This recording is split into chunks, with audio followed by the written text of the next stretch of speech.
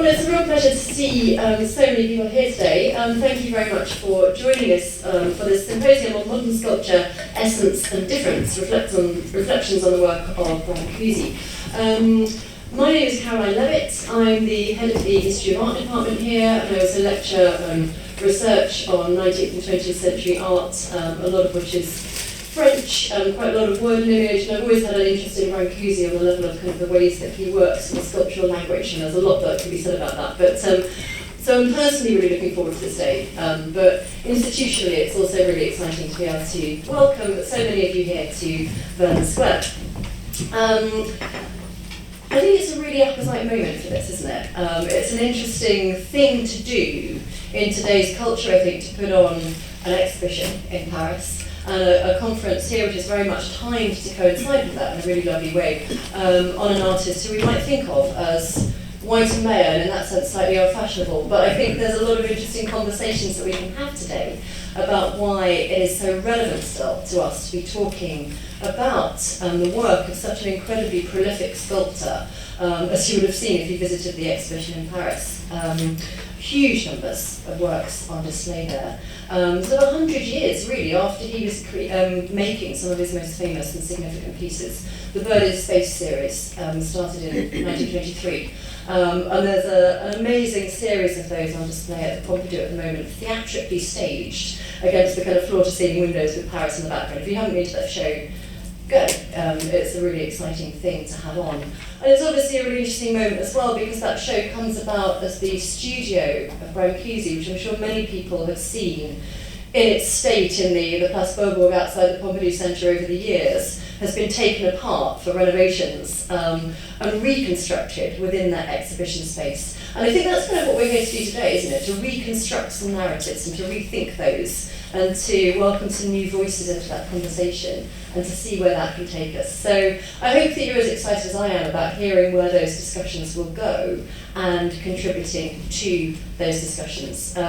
Please very much feel able to participate in the panel discussions and the Q&As throughout the day, and also to continue those conversations more informally over, there's a coffee break in the afternoon, isn't there, and drinks at the end of the programme. So lots of opportunities to think and chat and take things in new and interesting directions. Let me pull back a tiny bit and give you a little bit of housekeeping about the day. So some very basic bits of information. The nearest toilet is in the corridor if you go out that way, just to the, well, my right, your left, I guess. There are more toilets actually on the third floor, so if you were to find the stairwell, which is also that way, just go up to the common room. There are some toilets just outside there. We're a little bit short on them in this building in places, so it's good to know where there's a bit more of a glass. Coffee break this afternoon will be in the research room and seminar room just along the corridor, so that should be easy to find. We're not expecting a fire alarm, so if it goes off, it either means that frequency have burnt a panini or something, or it means that there's actually a fire in the building, and it'll be very hard to know which, but please just make your way out. We'll make sure that you know where to go. We'll congregate in the courtyard if that happens. I hope it won't, but these things always happen at the worst things, don't they? So there we go. I also really wanted to highlight, aside from that kind of context of this being an apposite moment to rethink Brancusi in general, I just wanted to highlight and thank the Henry Moore Foundation for the collaboration that we have with them, particularly at the moment. There's an exhibition coming on, where are we? Henry Moore Shadows on the Wall. This will be at the Courtauld Gallery very soon, 8th of June, so do come along and see that. That'll be down at Sunset House in our gallery space. I think that will be a really exciting moment for thinking slightly differently about the shelter drawings, for thinking about the wall itself as a kind of point of departure for considering those. So I just wanted to highlight that that is another point of collaboration for us this year. And thank you very much to colleagues at the Henry Moore Foundation, in particular those who've been involved in organising today. So Kirsty Gregory, Clara Dowd, Tom Lava and Laura Bruno, thank you very much for all your work on this. Thanks to our research forum team. Thank you, Diego. I think you might be out doing something, so that probably means he deserves even more thanks. Sophie, and there's lots of people involved in helping us out today, so thank you all very much for that. And a particular thanks to Jonathan Byrne, who I will hand over to in just a moment to talk a little bit more about kind of the genesis of this this symposium as a project and where it comes from. But let me just introduce Jonathan. I've known him for many years now, when he was at the Courtauld studying with us for an MA and then his PhD. But John Vernon is an art historian who has studied the work and reception of Brancusi for 10 years now. His PhD thesis, which he completed at the Courtauld in 2019, studied how Brancusi's work was written into American, Western European and Romanian art histories after the sculptor's death in 1957. In 2020 to 21, Jonathan was a Leonard A. Lauder postdoctoral fellow at the Lauder Research Centre for Modern Art, the Metropolitan Museum of Art in New York. Although I think a lot of that was undertaken from a desk, because if you notice the dates, it was a time when we couldn't go to many places, which was a real shame, but nonetheless a really productive fellowship, I think. He's also served as an associate lecturer at the Courtauld and Riding House contributing editor at the Burlington magazine. So it's really great to be doing this with you today, John, and you come and tell us a little bit more about it. Thank you. Thank you, Caroline. Yes, I did my net fellowship from Waltham, so as it could have been. Thanks to, just to reiterate, Caroline, thanks to all of the organisers who've been part of this, and all of our speakers today, and all of you for coming. This research season with the Henry Moore Foundation that we've called Brancusi and Britain, really starting conversations between myself and Alexandra Paragoris, my co-organiser in this, and with people at the Henry Moore Institute when I was doing a visiting fellowship there. And that broader season has really been about two things. Let me just go back to, we've got several introductory slides because it's very well planned. It's been about two things. So the first thing is that research season has been about the reception of Brancusi's work among British artists, writers, collectors, curators, thinkers, everyone in the British cultural space. And the purpose of adopting that broad lens was to explore the way that the story of modern sculpture came to be told in Britain in the 20th century. It was to ask what ideas of modern sculpture that Brancusi could be taken to represent have meant in British culture in different times, in different spaces, and from the perspectives of different kinds of subjects. And the second thing that the research season has been about really follows on from that recognition that there's a variety, an inherent variety and plurality in Brancusi's reception. And that second thing is a multiplicity that we think is sort of inherent to Brancusi's practice and revealed and played out through what and how it is signified through time. This is a furrow that my work personally is about for some time, and it's an idea premised on a fundamental tension between two powerful ways of understanding Brancusi's project and the objects that it produced. Our speakers today are going to be the arbiters of what we mean by essence and difference, not me or anyone else who gets to decide that, but the table that I'm showing you shows what it meant to me. A contrast between a pure aesthetic object ensconced in a specifically aesthetic world and a thing that makes a point of occupying boundaries of identity, experience, and language. What's clear, I think, is that these paradigms are coexistent in Brancusi's work and are more focused on some areas than others, and I'll just run through a few of those quickly. The pedestal is one of them. I think in any system we can often find what's transgressive by identifying what's been suppressed. And in the biggest moment of Brancusi's reputation, quite soon after his death, in a period of where high modernism was the dominant critical paradigm, we're going to be hearing about that in the first panel today, Brancusi's pedestals were a real problem for people. They were dismissed as decorative, and they were often actively separated from the sculpture in exhibitions, and especially in the United States.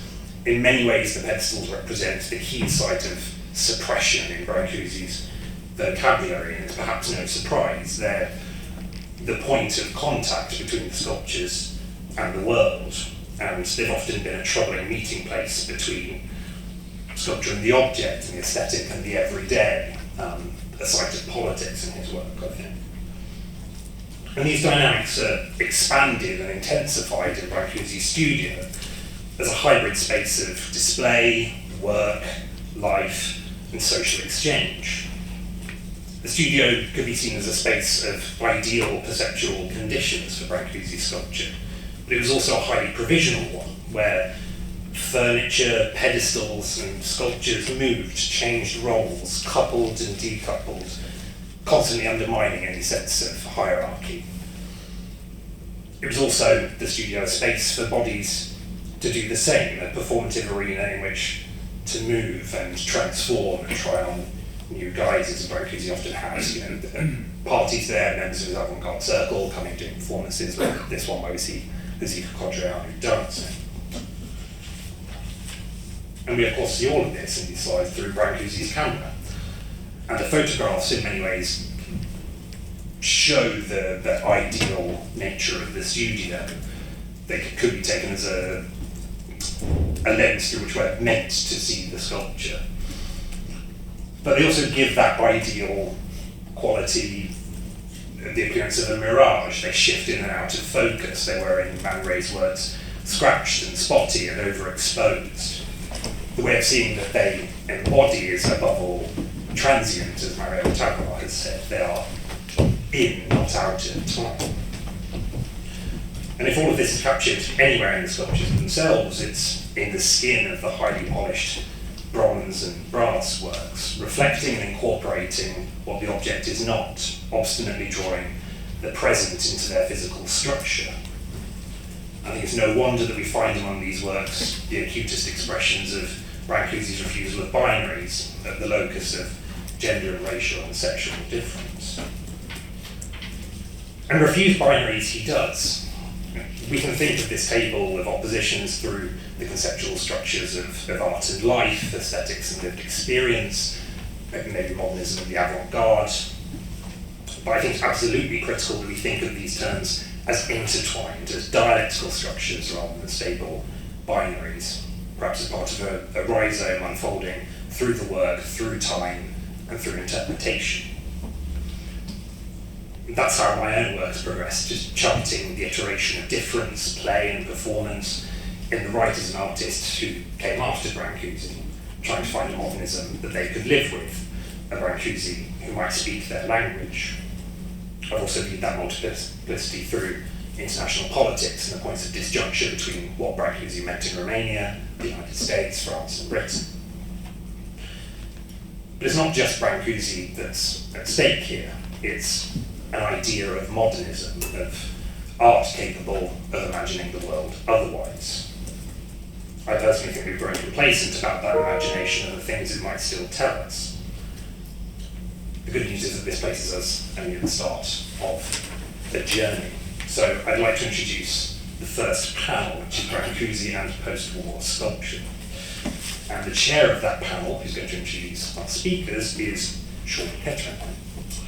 Sean is the Henry Moore Institute's postdoctoral researcher. He completed his PhD in 2022, focusing on modernist domesticity and imperial decline in Britain.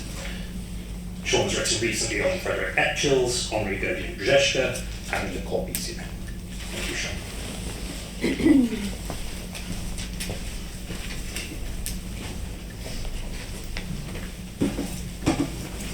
Great, thank you, Jonathan. It's a real pleasure to kick things off this morning, see such a full room. We had a really strong response to our call for papers, and we're really excited to present some of them to you today. Throughout the whole day, and in a post-war context, we're going to be moving directly into Valentina Bartolesi's paper.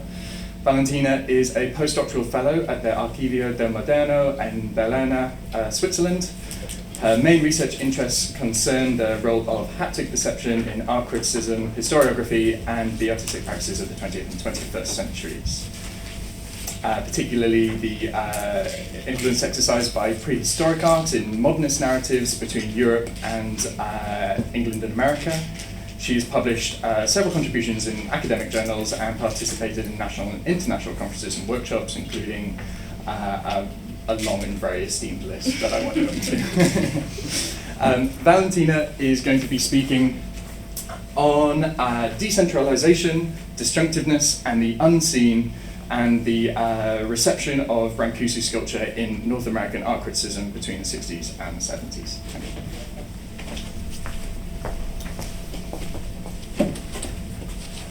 Many thanks, Sean, for your generous introduction, and I'm really glad and honored to be here with you all. And so I want to thank both the Courtauld and the Remove Foundation for their hospitality. I will read. In an outstanding monograph on the work of Richard Serra, Al Foster recorded the historical existence of two contrasting tensions acting in filigree to Brancusi's practice. On the one hand, he observed in Brancusi's revolution, I quote, an epitome of Italy's sculpture determined by his ambition to convey Neoplatonic ideas. On the other, he noticed its excessive, overflowing materiality, admitting that the modernist discourses did not sufficiently consider this aspect and actively supported a suitable idealistic narrative. This research does not focus, for logistic reasons, on the historical reconstruction of Brancusi Platonic interpretations, already masterfully retraced by Anna Chave. Although, one of the pivotal assumptions of my study is that a comprehensive Southern, spiritual, absolutist, proto-Platonic or pseudo-Hellenocentric narrative had legitimately represented a transcultural trope in Brancusi's literature until the threshold of the 60s.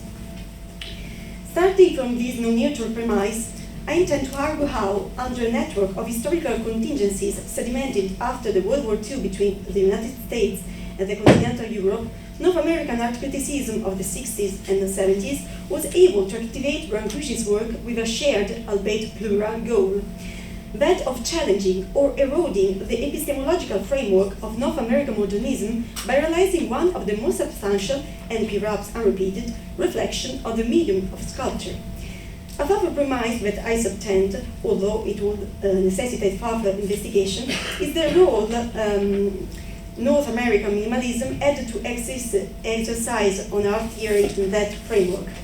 This association was already iconically visualized by the monumental Paris, New York exhibition curated by Constantin in the tensest years of the Cold War, an association bearer, in turn, of a subtle political message, institutionally assigning to Brancusi on French soil the ultimate paternity of an experimental line considered exquisitely North American. Before setting my hypothesis, it may be helpful to advance few contextual data. In 1974, according to Harvard Harrison, the bibliography available to North American readers and scholars on Brancusi amounted to 400 voices, out of which the author lamented, however, the brevity, the modest scholarly breadth, the tendency toward the hagiography, and the English language limited. Besides, the critical literature on Brancusi after World War II in the North American panorama had been vibrantly formed through reviews, volumes, exhibition, and editorial attacks, such as the one involving Sidney Gaze and Carol Gideon. Furthermore, on that younger generation over the spirit not of a single elephant in the room, but of two specimens staging all Anglophone political clash between modernism, two names above all, Clement Greenberg and Herbert Reed. At the risk of oversimplifying, Greenberg, who had also appointed to Brancusi the title of Master of Modern Sculpture, utilized his role in a famous article appeared in 1939. There, he defined the monolithic somatic line extinguished by Brancusi himself to support the North American constructors and oculocentric sculptures he critically sustained, gathered around David Smith. Reed, probably due to the support of other monolithic British artists, such as Moore and Hepworth, did not reserve to Brancusi the placement that he might given the significant assonances between his sculpture and the Reedian notion of artistic sensibility. When one considers how still in January 1958, Aline Saarinen found herself meticulously honoring the 28th anniversary of what she ironically refers to as the great brouhaha started in October 1927, one can see how composite the USA situation was. Brancusi passing in March 1955 marked a significant turning point, sparkling an intellectual awakening on North American soil from the early 60s. This period saw a growing inclination to scrutinize not just his artistic legacy, but also the mythography that had surrounded him. To get to a more institutionalized report than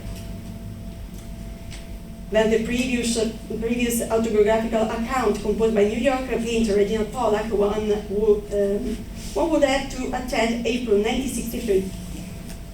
That year, Anna Chave published a notable relation for the North American public, questioning the historical value of the Parisian studies, reconstruction, and formulating one of the earliest overturning of the exclusive Anglophone modernist narratives.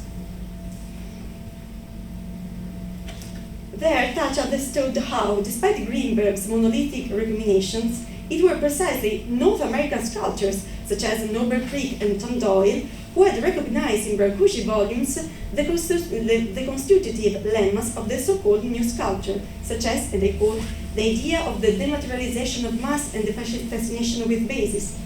From purely Neoplatonic ideas, Brancusi's sculpture became a purely visual, and I would add Greenbergian, volume sculpture.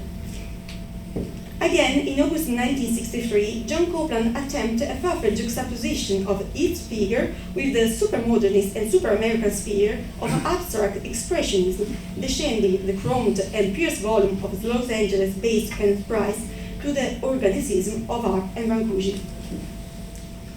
With a far more extensive knowledge of Greenbergian theorists stands another Los Angeles review written in 1965 by Nancy Mermer. Marmer, too, mentioned Brancusi concerning the monoliths, and not the pedestals, of Californian sculptor Peter Borkus, questioning at the same time the validity of the Greenbergian viewpoint. However, not departing from the classical and neoclassical Eurocentric narrative of Brancusi's work, Marmer glimpsed in his volume a predominance of symmetry, which she associated with Rothko's all over paintings, and believed to be the most innovative character that this new generation of North American artists learned from Brancusi. To show how the activation of Brancusi's work is itself decentralizing, I propose a second article published on Art Forum in October 1963. Sculpture as cliché is, in fact, a sort of Bruxelles manifesto written in the form of a nameless polemical pamphlet by Lawrence Holloway. The reason behind this airfield invective are clearly stated. Holloway lamented the state of contemporary North American sculpture by dissecting it into an inventory of biting cliché. Specifically, I would like to point out how one of Holloway's favorite targets, brilliantly labeled as a tip-top posing sculpture, was precisely the North American metalworks praised by Greenberg and Chave. Juxtaposing them to stilettos, Le Corbusier's pilotis, and the impressive infrastructure of the 19th century, Holloway condemned such experiments, I'm quoting, as operational cliché which masquerade as engineering skill and the lightness of effect. At the core of this severe critique stands what the author considered a potentially inherently connected to the medium of sculpture, a quality that such tightrope walkers could not arise. At this point, Holloway's text finally delves into a crucial issue, stating how, and I quote again, only Brancusi and Giacometti have consistently tackled the problem of how sculpture should contact our space, the threshold where it and we meet.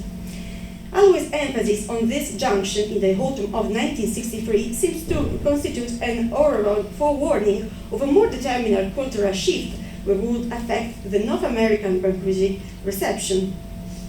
It is an eureka moment that precipitates the still disembodied reliefs of authors such as Dorfles or Gideon Becker into a living, quivering space turned on by bodies and objects.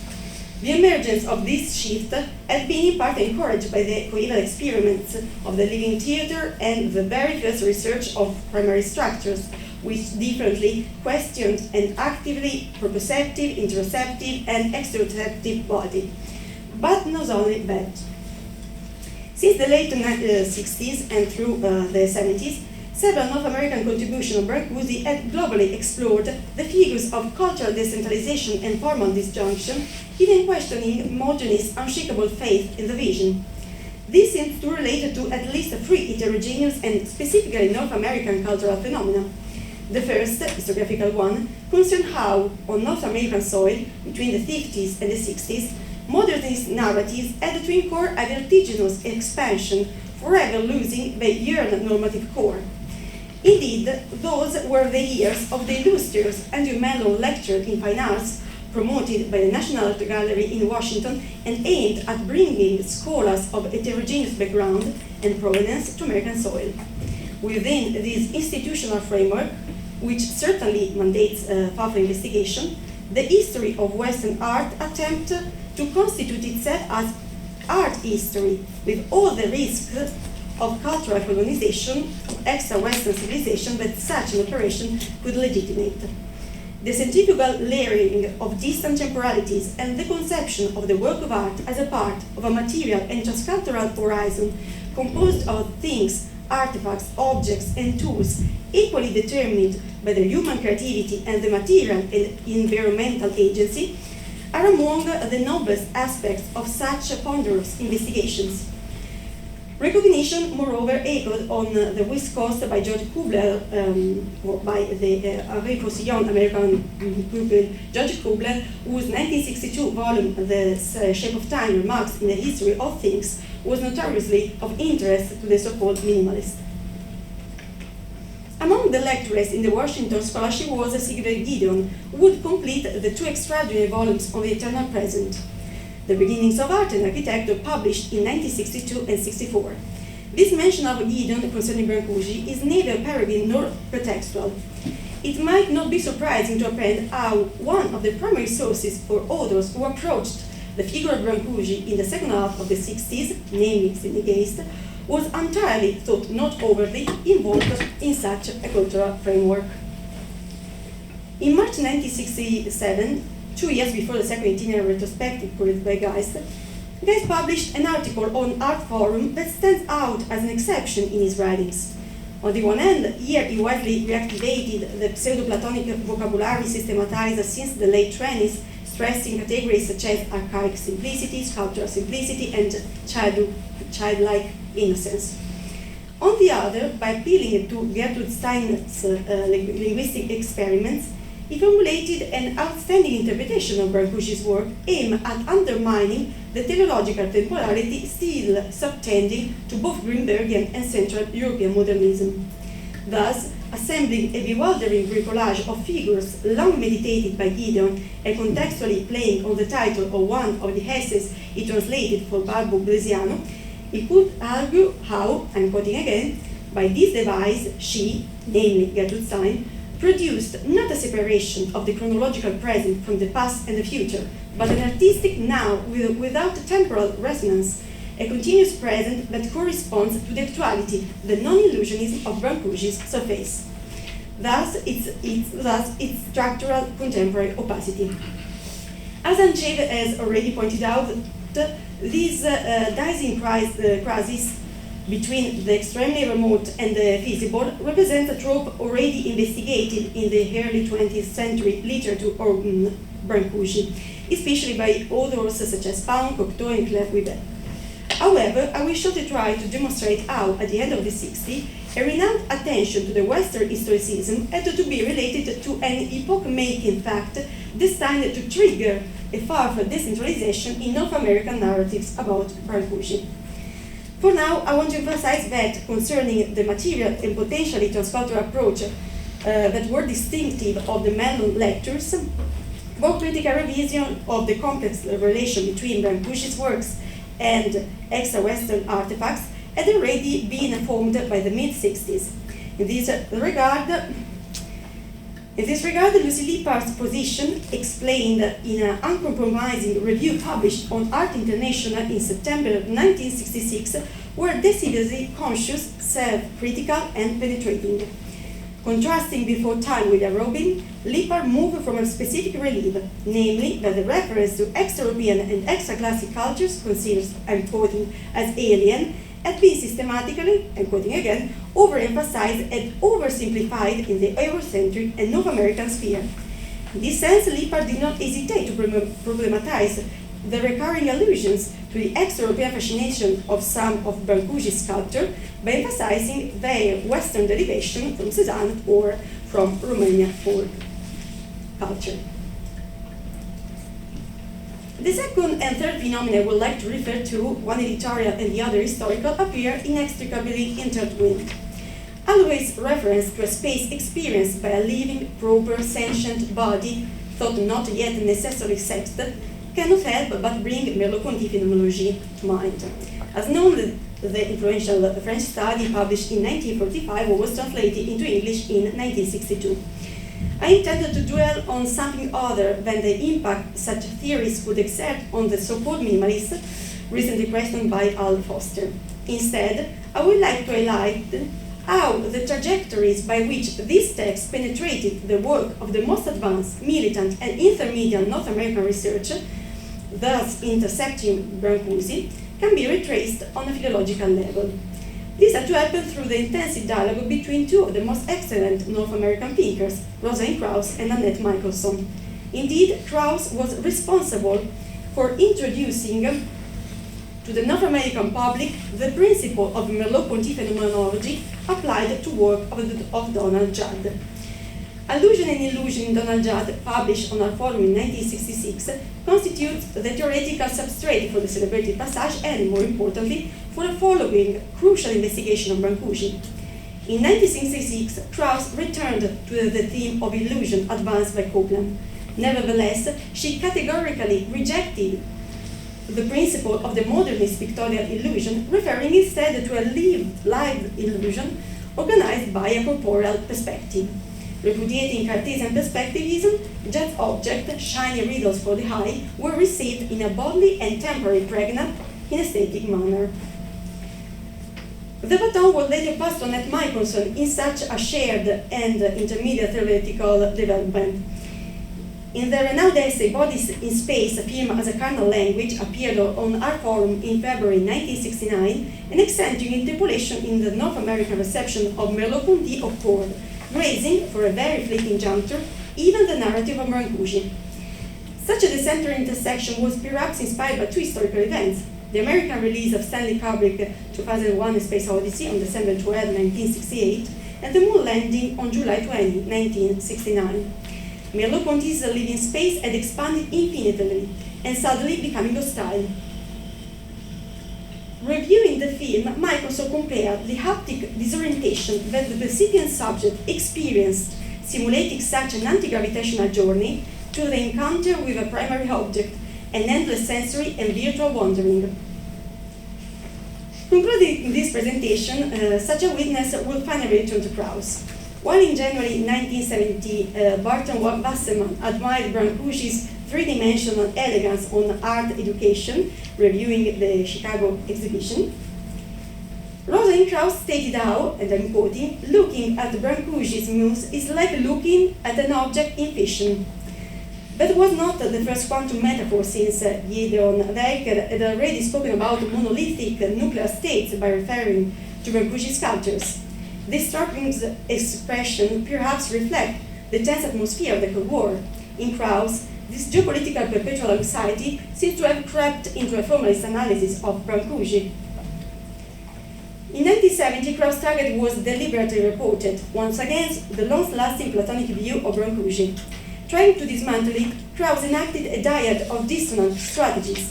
On the one hand, she emphasized the gravitational presence of the artist's work, designating the muse ovoid not as a null form, but as a pondered head brutally pressed and squashed by its own weight.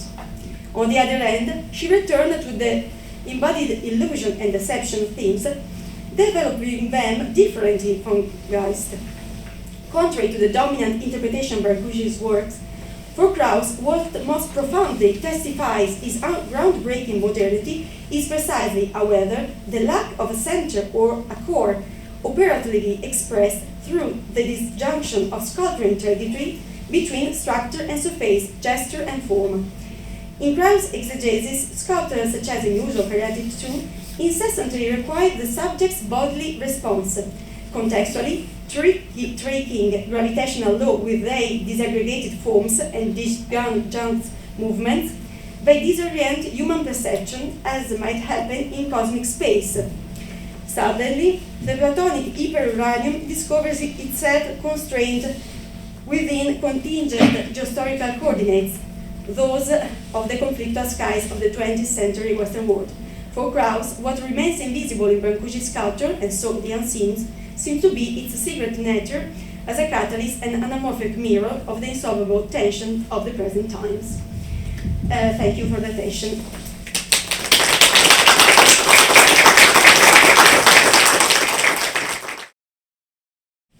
Hi everyone, welcome back for our second panel, Brancusi and reality. My name is Lisa Newby. I'm a postdoctoral researcher at the Yaëlle Biro Foundation, and I'm going to be chairing around two speakers. So it's my real pleasure to welcome Stefano Agresti and Ella McCartney, who will be both presenting today. Stefano will join us first with his paper, Sculpture is Nothing But Water. The sculptural object is transitional and receptive body in Constantin Brâncuşi and Ettore Spalletti's works. Stefano is an art historian whose research focuses on the work of Ettore Spalletti and on the Italian and German art scenes between the 1950s and the 1980s. He's currently a research assistant at the Ettore Spalletti Foundation in Italy and continues to collaborate with the Modern and Contemporary Art Department at the Sapienza University of Rome, where he received his doctorate in 2023. Ella will join us after Stefano's paper and we'll be showing a film, Encountering Sculpture as Image. Ella is a visual artist and lecturer in fine art at Goldsmiths, University of London. She exhibits her work widely and internationally, and in 2017 was the leading human artist in residence in the Department of Linguistics and Communication at the University of London. So, Stefano, will you join us first, please?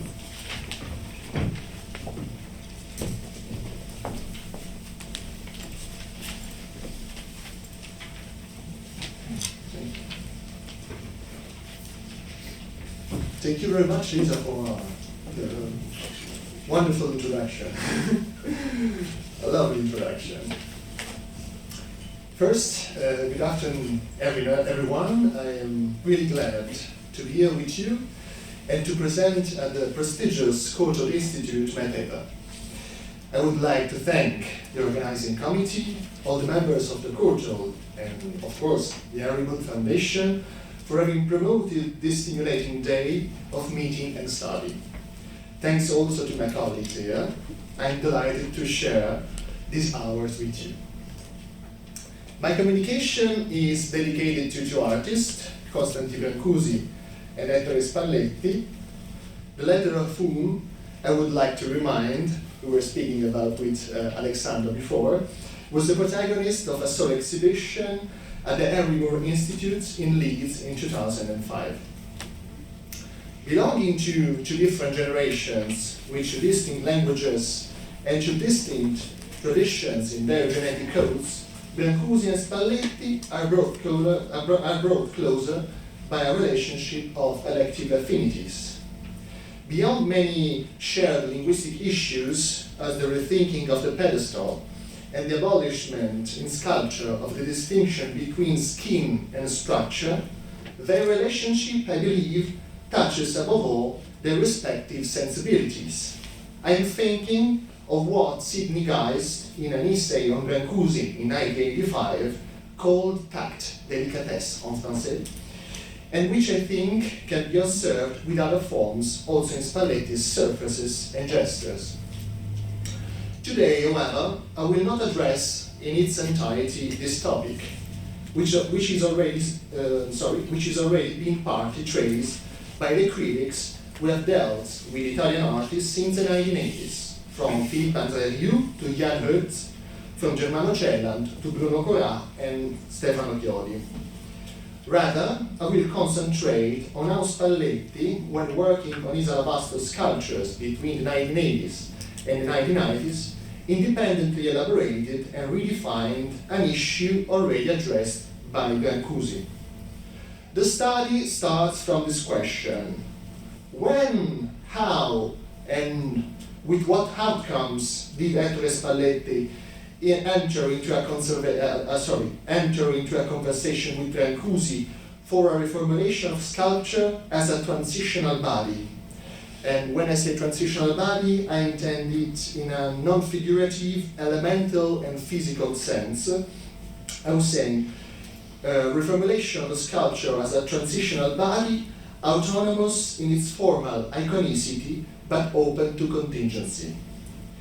In seeking answer to this question, I will not address Spalletti's reception of Brancusi. This is a huge topic because, of course, there are things that are contemporary to the sculptures I'm presenting today, but the reception of Brancusi in Italy starts from the late 1950s. No, with the Triennale in Milan, there was the Venice Biennale, and there were artists like Pascali and Fontana that showed affinities with Brancusi already in the 1960s, so it's a big topic. In addition to what I was saying, I have to say that Spalletti never mentions Brancusi in his writings and interviews. Of course, this is a fact that in itself may suggest interpretations, because of course, sometimes it's also interesting to work not only on what the artists say, but also what they don't say. But moreover, the Italian artist never refers directly to his art, not even, sorry, there is a, it's not the PowerPoint, okay, it's fine. No, because I added another slide, but it's okay, it's fine. I was just showing a picture of a work by Spalletti. I was saying that the Italian artist never refers directly to his art, not even when he chooses to homage him with recognizable references. With a thought to Monica Wagner's theoretical work on the materiality of art, I mention especially the work Materialität der Kunst, in which Monica Wagner focuses on the centrality and importance of material in considering artist poetics.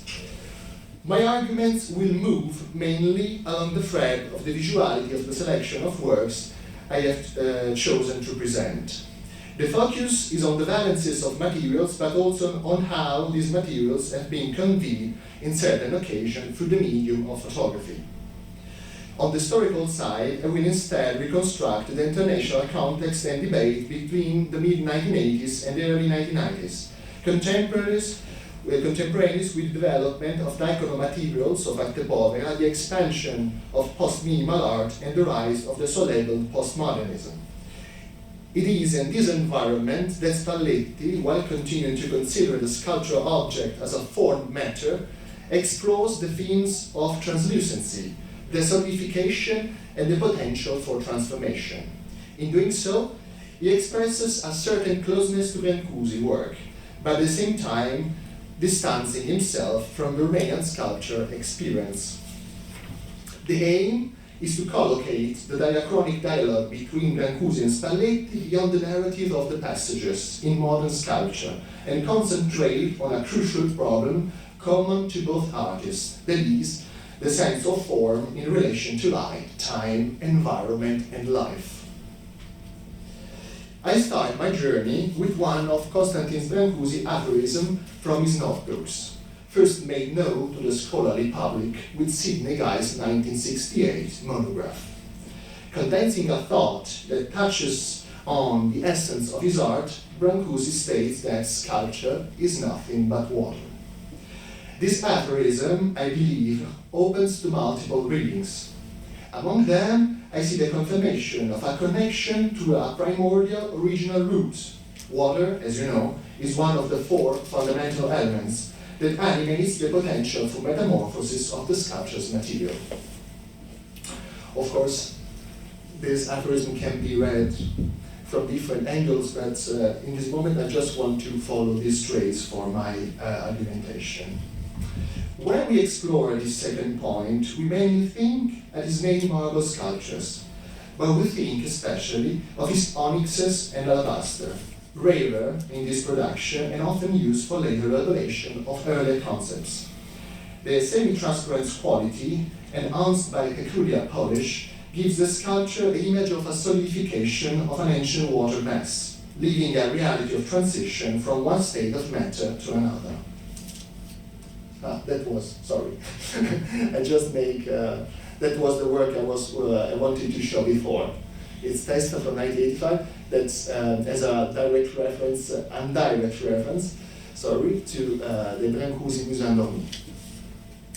Coming back to Brancusi, Brancusi began working with alabaster around 1980, fascinated by its crystalline structure.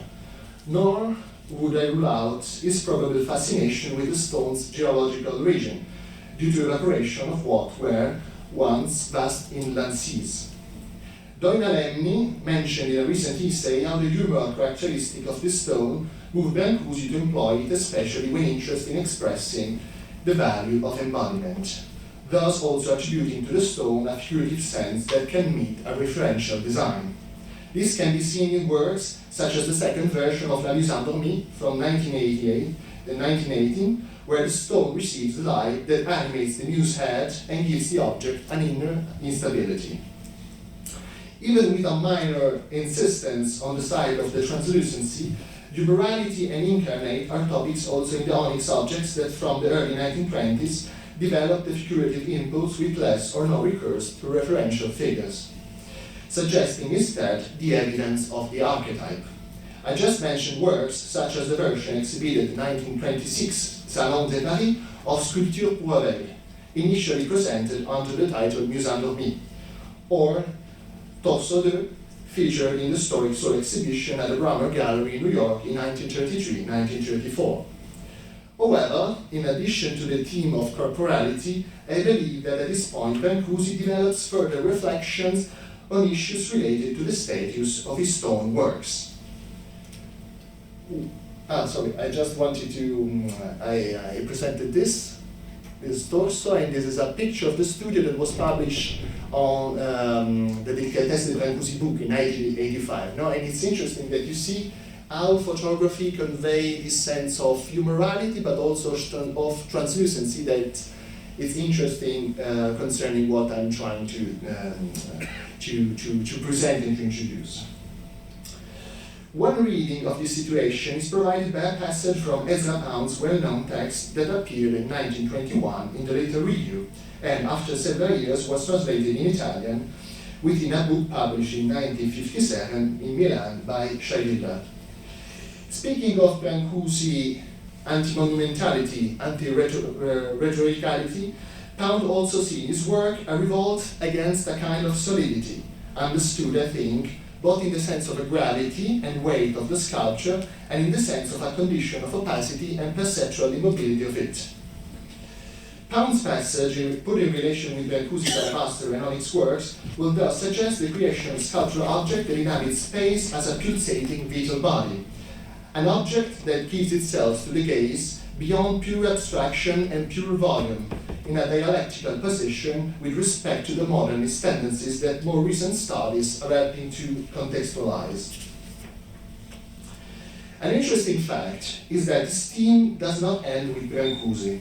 After having crossed the threshold of the dematerialization of the late 1960s, in the mid-1980s it reappears in the work of Ettore Spalletti, revealed attention toward the transformative and techniques and the idea of sensibility since the beginning of his artistic path. The reactivation, which has no philological or citationist traits, has to do mainly with the beginning of a new phase in his work, whose first impulse can be individuated in the exhibition of Colonna di Colore at the Pieroni Gallery in 1979.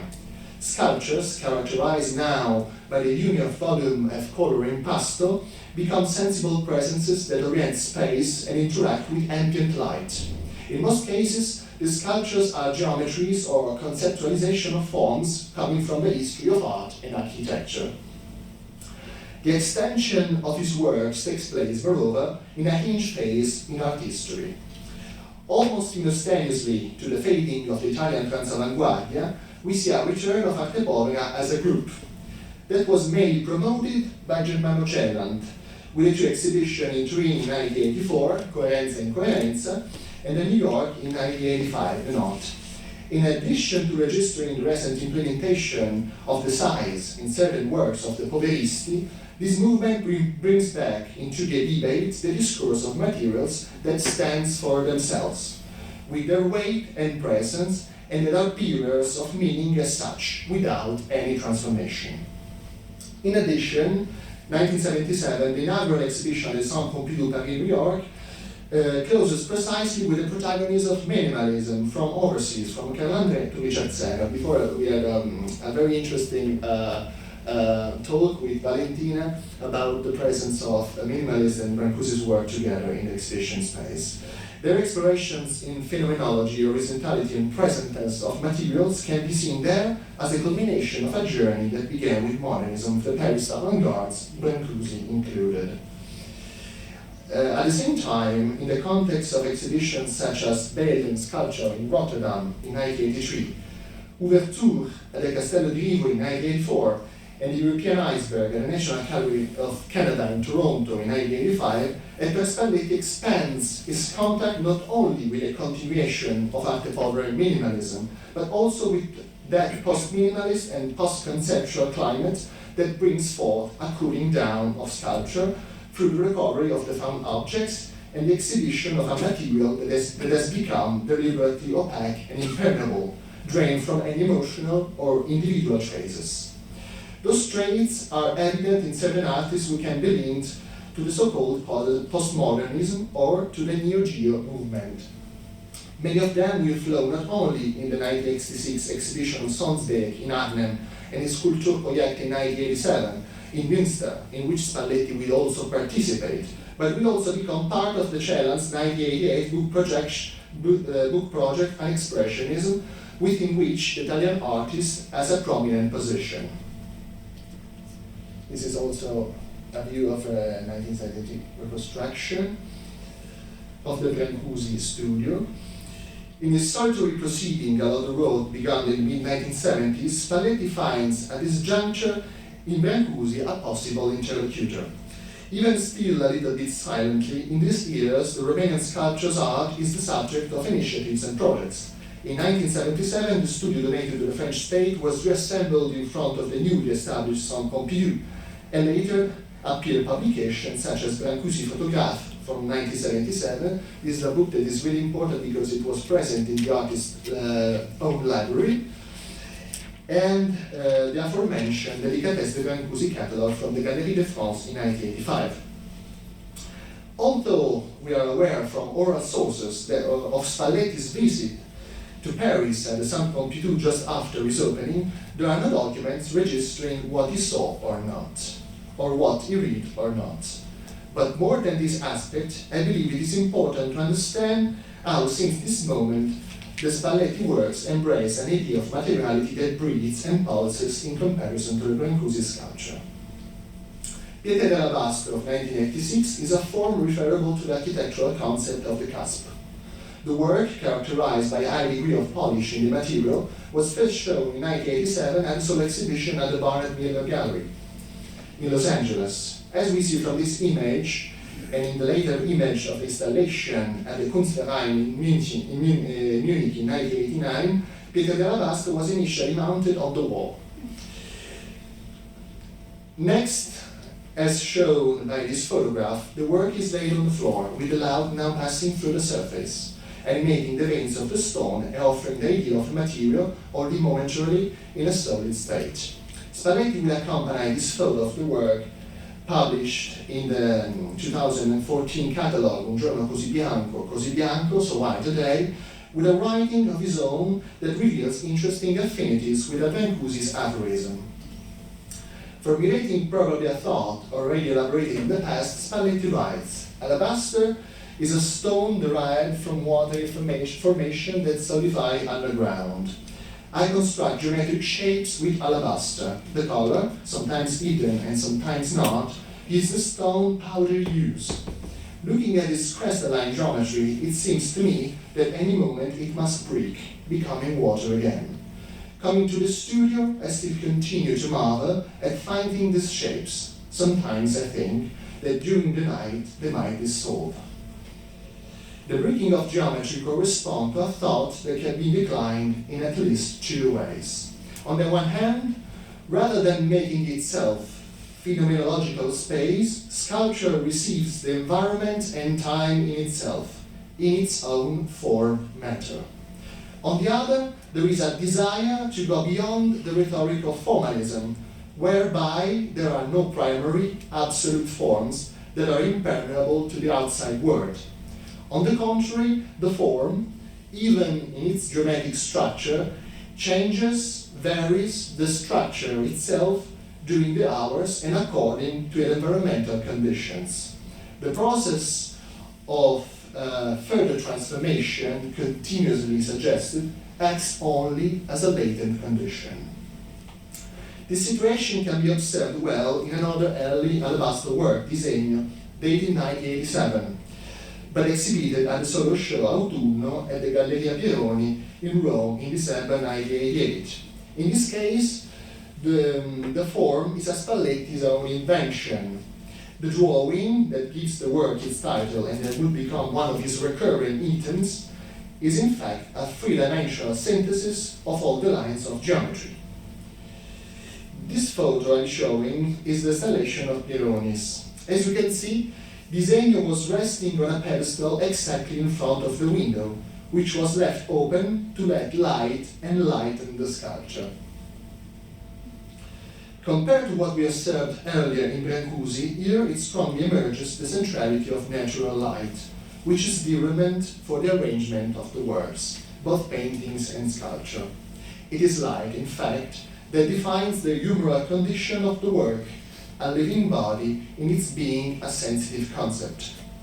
And it is again the light that eliminates two of the typical connotations of stone, solidity and weight, themes that, together with that of bulk, are part instead of both the lexicon of arte artists like Giovanni Anselmo and minimal artists like Hernandez. I just mentioned because, of course, it was present at the Pompidou exhibition. The transformative and transitional dimension of Disegno is also proposed on another occasion. In 1996, the Vera van Leer Gallery in Antwerp hosts the exhibition Ormai è Acqua, It's Water Now, where a short circuit between sculpture, photography, and the primary element of water, evoked by the marble fountain that gives the exhibition its title, is visualized. The water within the basin of the fountain can be interpreted in this circumstance as the result of an imaginary process of metamorphosis of the stone sculpture. This, in turn, is present not physically, but through the print of the photographic shot chosen by the artist, which, with a graphic quality, formalizes the threshold between the rigor of the drawing and its breaking. Returning to the dialogue between stone and light, a similar dynamic is found at Vaso, Disegno, exhibited at the Galleria Pieroni in Roma in 1999. The style of drawing, accompanied by the archetypal one of the vase, achieves with the help of the base that raises the sculpture to the level of the window the same participation in space and time. These relationships are further deepened from the early 1990s with the use of color. Either the use to become one with the surfaces of sculptures, it is now also introduced into alabaster works in two different ways. In the Scatole di Colore, a series begun in 1991, the pigment is hidden from view, being inserted along the contact surface between the two overlapping alabaster slabs, which, as we can see, are picked out with a faint presence of vining. It is light that reveals the effects of color, activating the chromatic reverberation that extends to the stones by coloring it. The results of this work can be seen in Pandora series, where Spalletti chooses colors ranging from green to pink and light blue. In all these cases, the intensity of color expansion is not stable but varies depending on the presence, quality, and incidence of light. Vasi also date from the early 1990s, such as the one shown in the Osmosis exhibition with Aim Steinbeck at the Guggenheim Museum in New York in 1993, and also published on the cover of the catalogue. Here the color coats the outside of the sculpture, leaving the stone exposed in the flat upper part. The light from the outside is screened and filtered by color. The alabaster, now perceptible to the eye in light blue-green, consequently takes on the image of crystallized water, even more clearly. In osmosis too, water, in addition to being evoked by alabaster, is physically present in the exhibition space. Indeed, it is found in the basin at the center of the room, not far from Steinbach's shelf on which the vase is placed. Alabaster, those are two other pictures taken from the catalogue of osmosis, in which this concept of the translucency of the stone is evident, and it's also communicated through photography. It was, I was saying before about this dialectic between the sculpture in its physical presence and the sculpture that is conveyed through the photographic medium. Alabaster sculptures have continued to be realized by Spalletti. The artists also continue to present them within exhibitions. But this dialogue between sculpture and light reveals itself especially in the artist's studio, where alabasters with different chronologies are arranged in the space together with other works in a way that can receive well the ambient light moves. Because of their characteristics and continuous reference to water, Ettore Spalletti alabaster sculptures act one of the themes that I believe emerge from his work as a whole. This is the theme of the behaviorality of the work of art, and, in the case of the topic I've presented today, of sculpture. Spalletti, an artist emerging in the 1960s and 1970s, lives in the midst of the season of performativity and impermanent gesture. However, not interested in making these aspects part of his language, I believe he makes sculpture also taking on a dimension of behavior, acting as a changing body. In this sense, Spalletti departs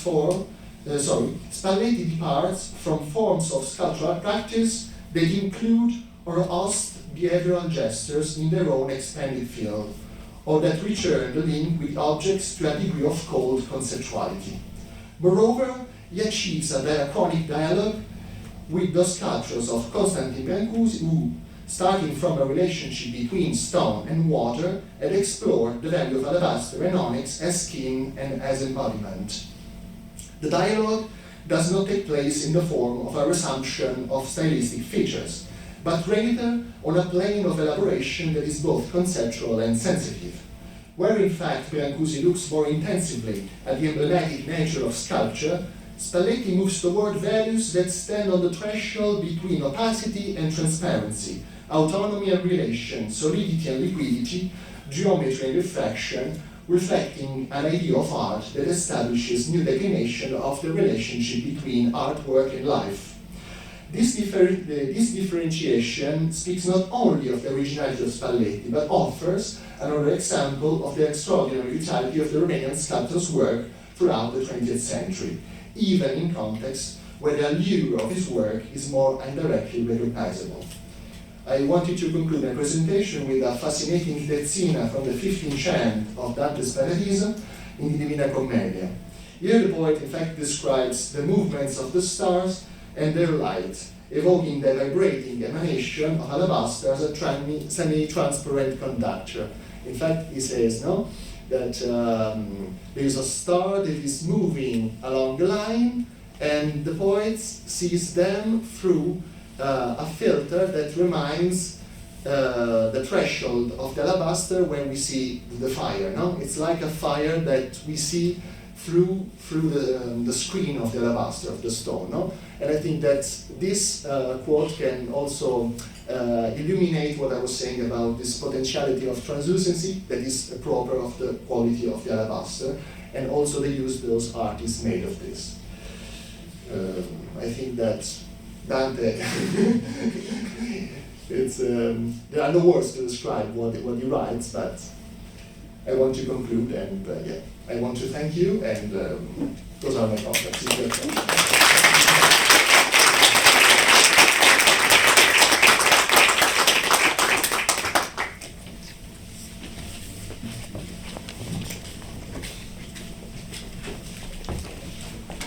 Thank you so much, Stefano. So interesting for thinking about the active role of materials. And a very nice link to our next speaker or presenter, Ella. You'll be showing a film. I don't know, Ella, do you want to come can take the podium to present it. Or It's okay. Maybe I can watch it from here. I'm sure.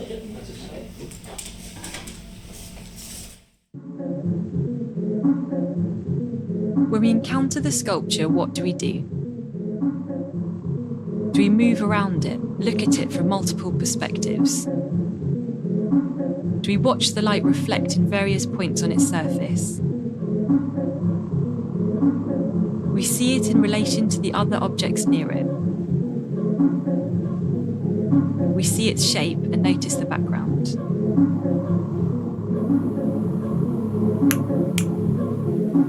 We look at how it's positioned in the space, how it floats or balances, where it sits. Sometimes we imagine the hands or tools or machine that made it, and when.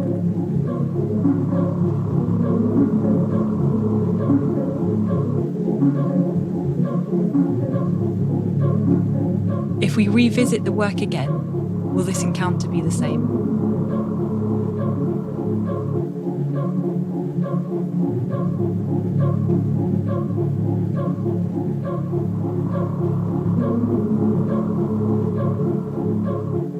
In the Kettle's Yard house, Jim Eade would encourage visitors to touch the sculpture of Prometheus.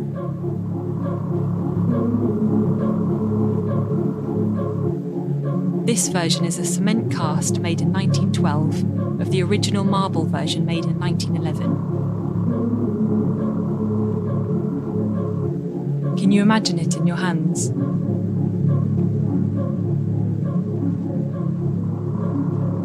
Our experience with the sculpture has a particular relationship to time. We share the space with it. We're sharing the same light. We cast shadows over it. We could hold it, touch it, break it.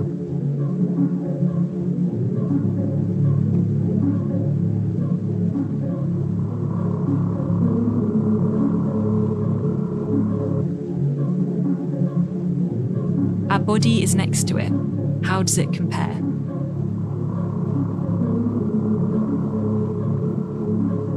Our image is sometimes reflected back. As we move around the space, we appear in its mirrored surface.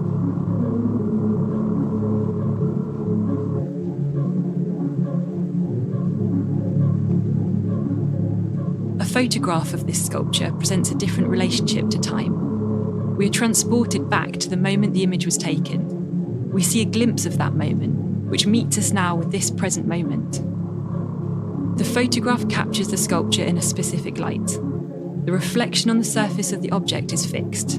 The image is flat. We see the sculpture from one perspective.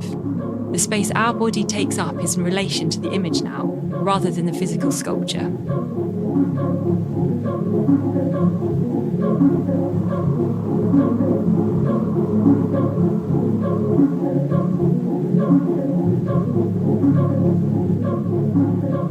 We are more likely to encounter a Brancusi sculpture as an image, reproduced in books, on a screen, as a poster, a postcard, here in this digital presentation.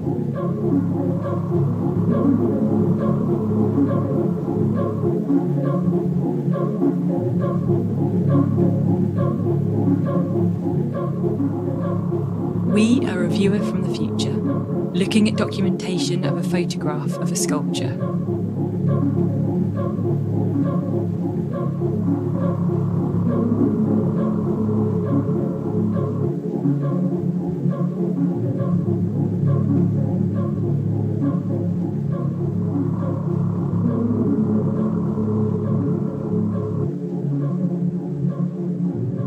Sometimes his desire to document his own work is seen as a form of control. The photographs enable us to see the sculptures within the context of the studio at various stages of completion, in relation to the space where it was made, within the world created by Brancusi rather than beyond it.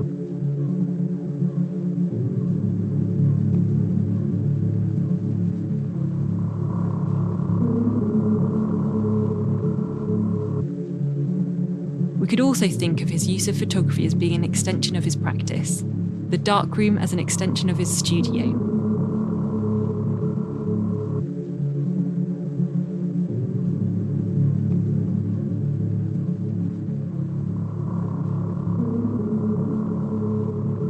Both processes enabled a close physical contact with the material, the work developing at different speeds. These processes direct the maker and the viewer to look at the work differently.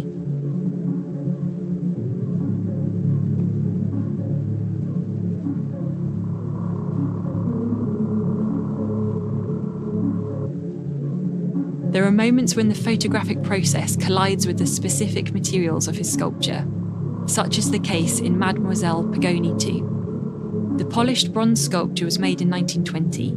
The photograph was made and printed by Brancusi between 1920 and 1921. The smooth metal surface reflects the light straight back at the lens and conceals part of the sculpture, almost burning a hole through the sculpture and screaming, "It is a photograph that we are looking at, and not to be fooled."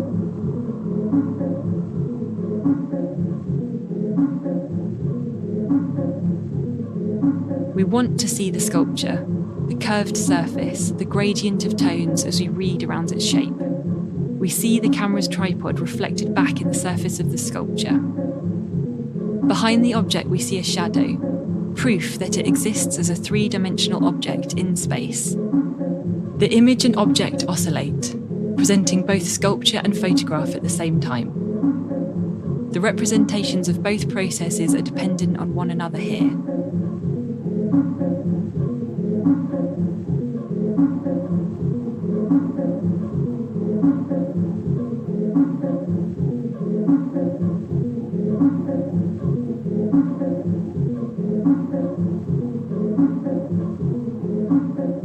In the construction of the photograph, decisions would have been made.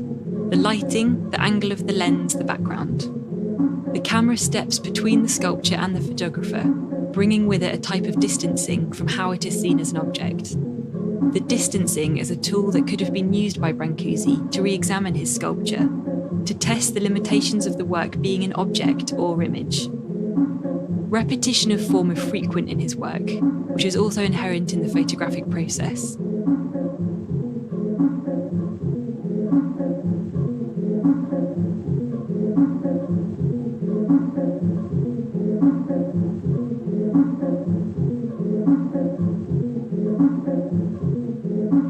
Moment of light and material meeting destabilizes the material as solid and unchanging.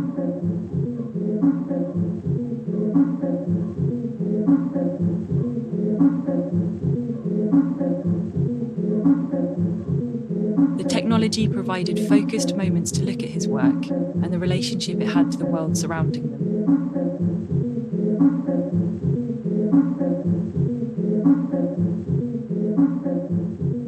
Photographing his sculptures provided a new way for him to see his work, one that we can choose to guide us to.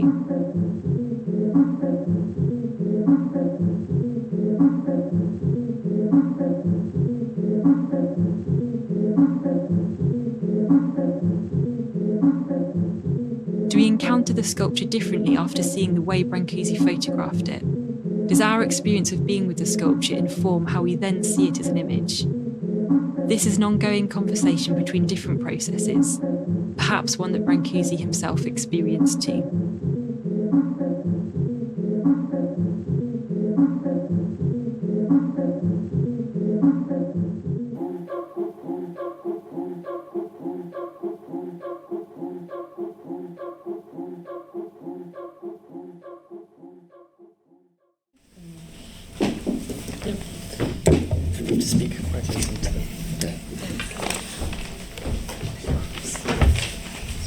Brilliant. So thank you both. That's really great to hear both your contributions, but also to hear them together. I think they bring out some really interesting connections.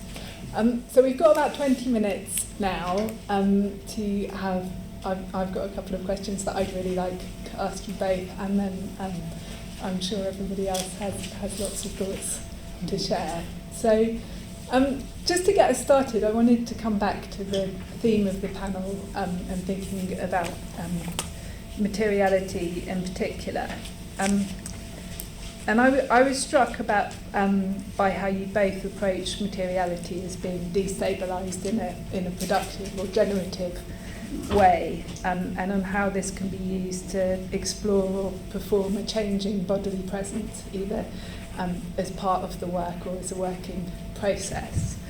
And Ella, I wonder if you could get us started by telling us a bit more about your use of film in particular to explore this. I mean, I felt very conscious watching your presentation of you playing with the possibilities of film and how it could be used to kind of unravel materiality a bit. I wonder if you could talk about that. Yeah. Thank you. Thanks for having me. So I don't really work with film normally. That's not my kind of usual process, but I do work with sculpture and photography and the kind of relationship between the two. And a lot of the materials that I work with are quite ephemeral.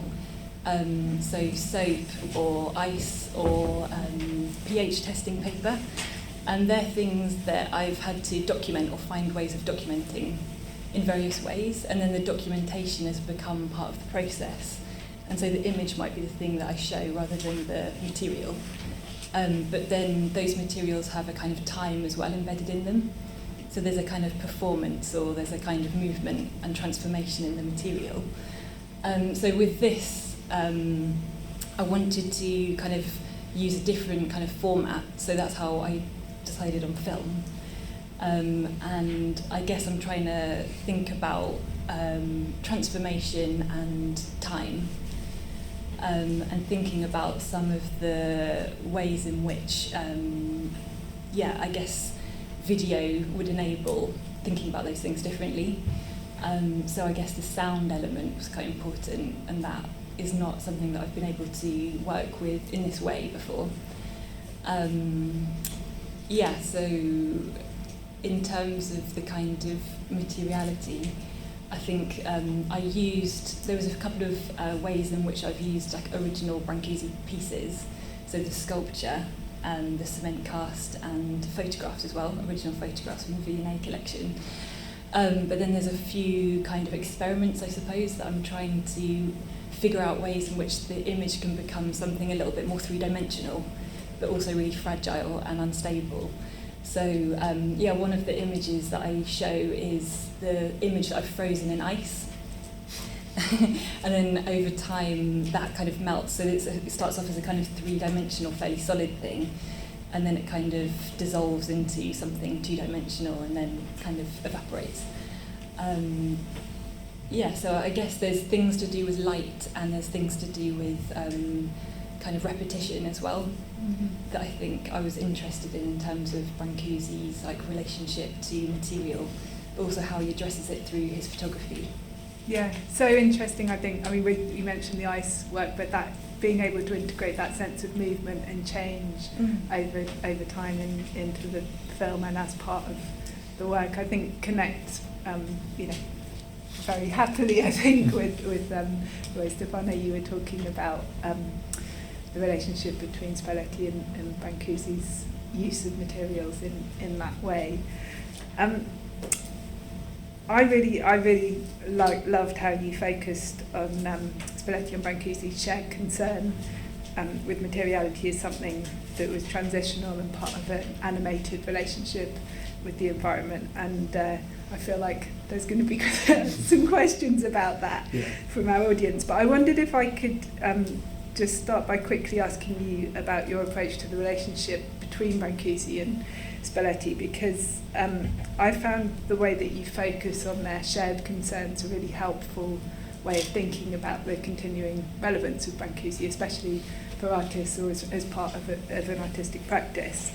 And I really liked, that was one of the connections I really loved between the two presentations, of being able to think about influence in that kind of more open way. And it felt like quite a deliberate distinction from talking about direct influence, which I think as art historians is something we probably do a bit too much of. I wondered if you could tell us a bit more about taking that approach as an art historian, and kind of how you found yourself there and what it did. Yeah. I think This case is also interesting a little bit also to reconsider the methodology of, when I try to approach very complex situation like this, it's not the first time that I did. I think to a title of an essay that was written by a colleague. It's older colleague and more experienced than me, Denis Viva. He wrote an essay that is titled "Learning from Artists." And of course, he focuses on certain topics more specifically, but I think that this title also has an idea of how we can reapproach to artists in order to modify our point of view according to what they say with the art. And I think that in this case, it's interesting because on a general level, the dialogue between Brancusi and Spalletti has no philological dimension.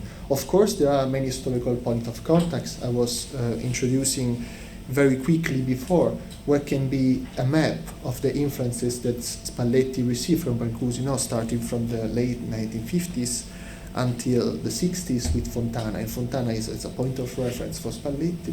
But of course, there are also all the phenomena that occurred around the end of the 1970s and the 1980s, when, of course, there is the opening of the Centre Pompidou, there are publications, Spalletti had this book, Brancusi Photograph. It's also interesting to understand that probably also his fascination and his idea of Brancusi is mainly conveyed not only from the real sculpture that he could have seen in Paris, but also through the photographs, that in a certain way convey also this idea of transparency that we can find also in the photographic images that I showed before. No, this idea of dematerialization, of the breaking of geometry. No, and I think that beyond this historical path, it can be also more interesting to discuss about how two artists that belongs to different times, different parcours, can also dialogue between each other on shared grounds. And elaborating, of course, different answers to the common problems, but following also a diachronic perspective. I think that the idea of diachronicity can be also a line to follow to discuss about how avant-garde artists or modernist artists were received by artists of the second part of the 20th century. And it's also interesting because while the minimalists like Richard Serra, Carl André, or Robert Morris, before we saw the Robert Morris thesis, are extremely explicit, Spalletti and I think also other Italian artists are more silent about that. Probably there's also an idea of relating with the past, with history.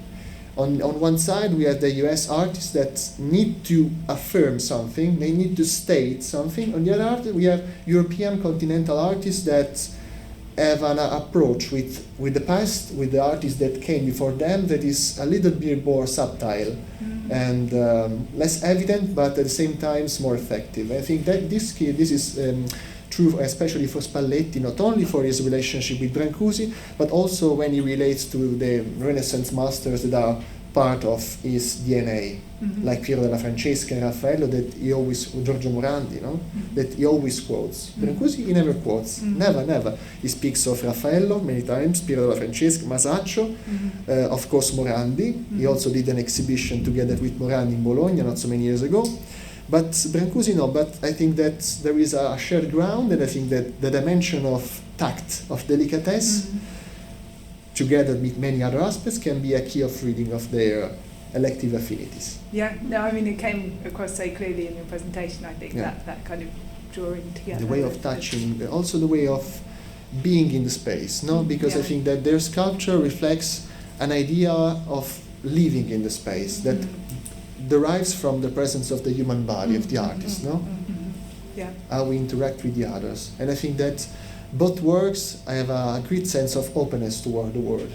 It is something that's also extremely important in relation to what we are living now.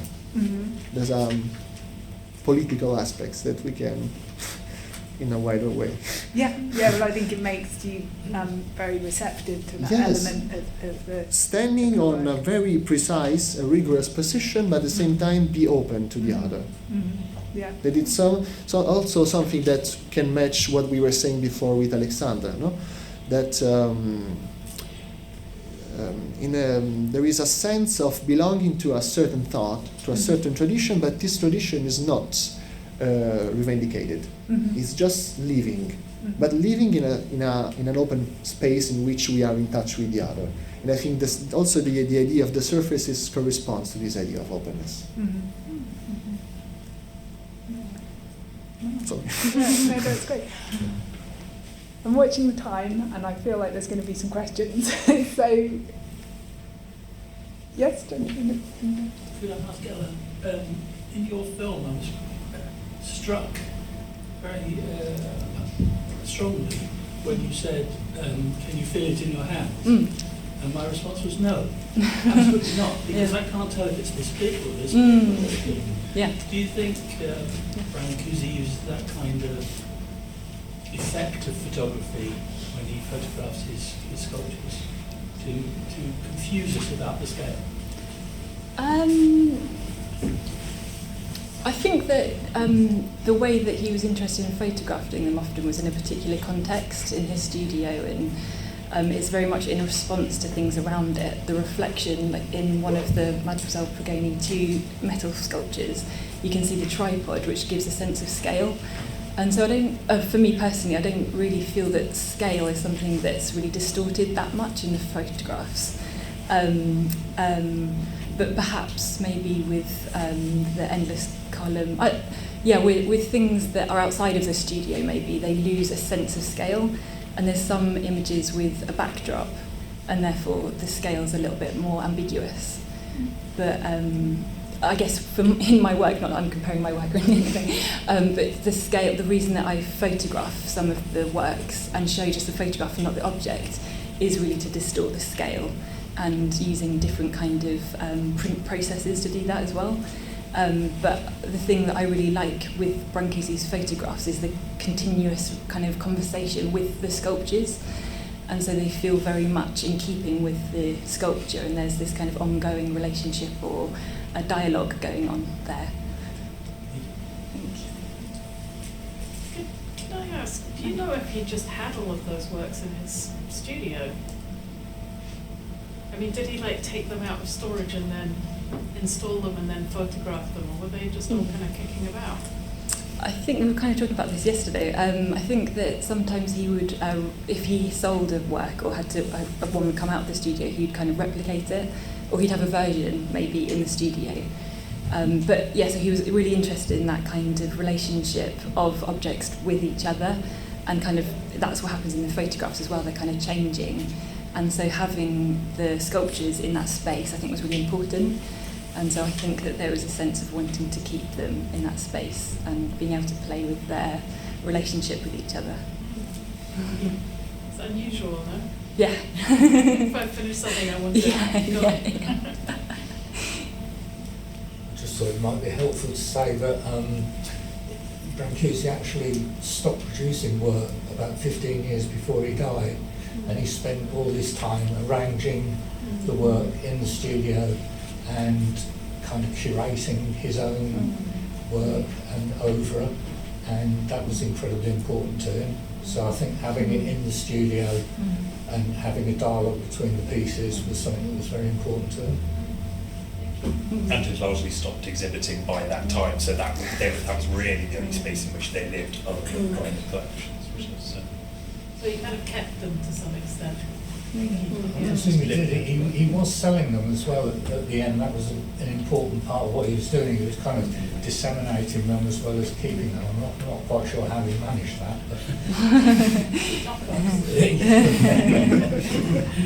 But I think, as Ella said, the versions, I think that's where that would come in.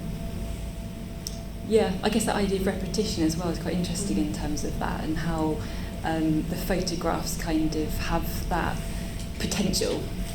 So there's this potential, I think, with the photographs to have this kind of ongoing kind of transition or movement.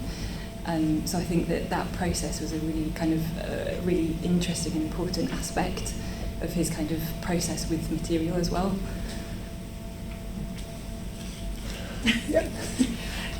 Thank you very much, both of you. Amazing. And it's a question for both. I'll start with yours because you said it at right at the beginning. If we choose to look through his photographs, which I would say we kind of do. But then to get on to the other freaker is that, and it's linked to the photographs, he actually has affected how he exhibits sculpture. And I'll say, it was your first, but then it was yours, and there's only the Italians, you know, so I've got to go back to Italy because they only know how to use space and all that. But it's in fact, it's the white cube, it's the space, it just came off so strongly. I think in a way what I meant as well was we could choose for the way that he shows his objects through the image, that we could also choose that to guide the way that we see the objects. But I think that there's a lot of a really interesting relationship between the way that he was thinking about how he wanted to portray the objects in the photograph, with lighting and various like lighting perspectives and distorting the shadows, and also maybe some of the ways that he wanted to look at the sculptures. So they were like maybe fixed perspectives with just the physical sculpture too, and so it wasn't kind of some of those ideas that relate to photography. But also, it's how it's poured out into the current exhibition. Not say again, not a spoiler alert. The possible show. At moments they get it, moments they less get it, but it's really the photos of the Spalletti Italians. But I thought when you were talking about Spalletti and his very deliberate use of, perhaps more so than we know about with Brancusi, it really brought out that connection. I think when you were showing especially for me, with the photograph of the work in the light, and it's so, in a way, it's kind of really bringing all those methods out as part of the experience of the work. I think in a way that I felt like your film did that, as well. But I really enjoyed hearing about Spalletti's use of that, and I think it made you see it in Brancusi's work even. Because photography was really, also we discussed with Ella, that also the selection of pictures he used for his publications. Spalletti. Is really precise. And in certain cases, like for the alabaster, it's really extremely straight. Because he chooses certain pictures that convey an idea of sculpture, and also with the collaboration because of course Brancusi mostly photographed his work by himself. He was the main author. Spalletti didn't photograph his work, but he always collaborated with photographs that they followed what he said. In fact, in the end, when you see the photographs, you don't know where the photograph begins and the artist ends, because it's a synthesis of the two. And I think that this is, of course, part of a more general discourse about the relationship between art and photography between the 60s and the 70s. It's a big debate, which is the author of the work, of the photograph. But inside this map, I think that the Spalletti photographs occupy a very specific space, because of course we are not speaking about an event, something that it's permanent, that it's taken by the photograph, but we are speaking about a performativity of sculpture that in a certain way is conveyed by the photographic image. So it's a single image that tells us about an idea of the artwork, of an idea of sculpture, of an idea of sensibility, as to give to the readers or to the people that touches the book something that belongs to the physical sculpture, the physical painting. Yeah, and I think there's that nice blurring of the photograph or of photography being part of the practice, isn't it? That those kind of fixed definitions that often get held onto very tightly, it all becomes mixed up. Yes. I think. Really present. It's not hidden in any way. It seems very much like a collision of both processes. Yeah, and used. It's kind of used as a way of moving it forward. I have a question for Elle, but I wait the others. Okay, yes. Other people waiting for. I was fascinated about the use of sound in your film beyond your own voice. At what point did you decide you wanted to have sound? And could you tell us a bit about its particular effects? Yeah. That you were seeing? Thanks. Yeah, because it was really helpful to have sound as a kind of structuring that helped with the idea of the repetition as well. But the sound is, it's sampled from a track that, from going to the Pompidou exhibition with his vinyl collection, I found a track that he would have had, a vinyl record that he would have had, and so it's sampled, and it's like layered on the 3 tracks, and so there's 3 samples kind of oscillating, and so that's kind of where it stemmed from. So I guess I was interested in the sound that he would have been listening to in the space, and this idea of something rotating like a vinyl, like a record, and a bit like a leader, the way that that's presented on this kind of rotating mirrored platform. So what was the original? The original. Yeah, I've written that down. It's Rentinov. It's a musician in the 50s. He was a Bulgarian anti-fascist theatre kind of musician. Great. So we have one question there. First of all, just an aside, it's not my question. If you don't know about it, the Centre Pompidou produced a fabulous compilation CD from Brancusi's collection. Excellent. Recordings and musings. But it's not a question so much, but I wanted to draw attention to a distinction between the prints of Brancusi's photographs and the reproduction of his photographs in books. Because the prints of the photographs have a physicality, a viscerality, and a material presence which is very particular to the papers on which the photographs are printed. And not only the tonal ranges, but also the physical size of the reproductions of his photographs in books are really quite different to the prints themselves. And so, in a sense, it's simply to be aware that when we look at beautiful photogravure books of Brancusi's photographs, which I love, they're not the same thing. They're reproductions of the photographs. The photographs, in a sense, are works themselves. I think as well as because the photographs have a kind of materiality as well. And so it's not that there's the sculpture and there's a version of it that's immaterial, that's the photograph. The photographs have, and especially in the time that he was making them, would have had a really hands-on kind of material kind of element to them. So his kind of going back and forth between the sculpture and the printing of the photograph in the same space, essentially, is kind of very much a material kind of process.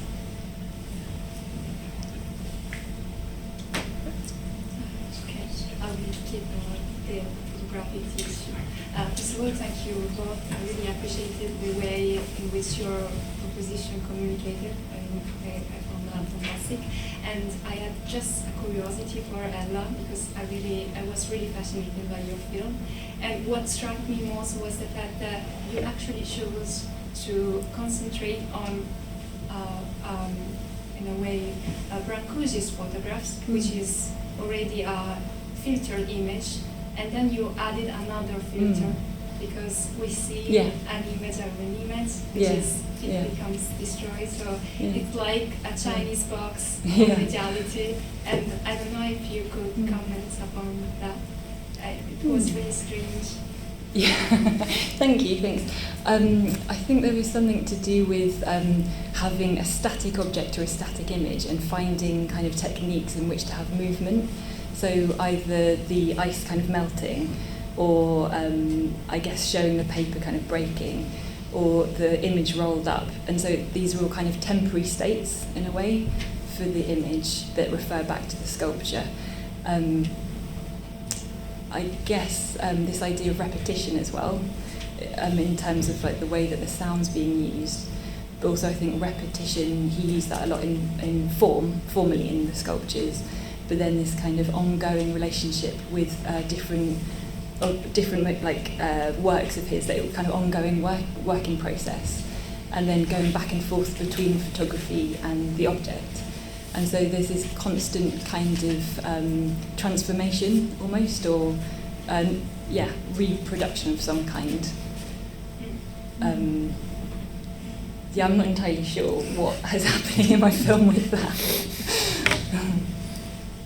Right, we've slipped past 3 o'clock. So I'm going to draw it to a close. But please, if you have any further questions, I'm sure these guys will be happy to chat. So we'll take a short break now and be back at 3:30. Is that right? Okay, but please let's thank our speakers.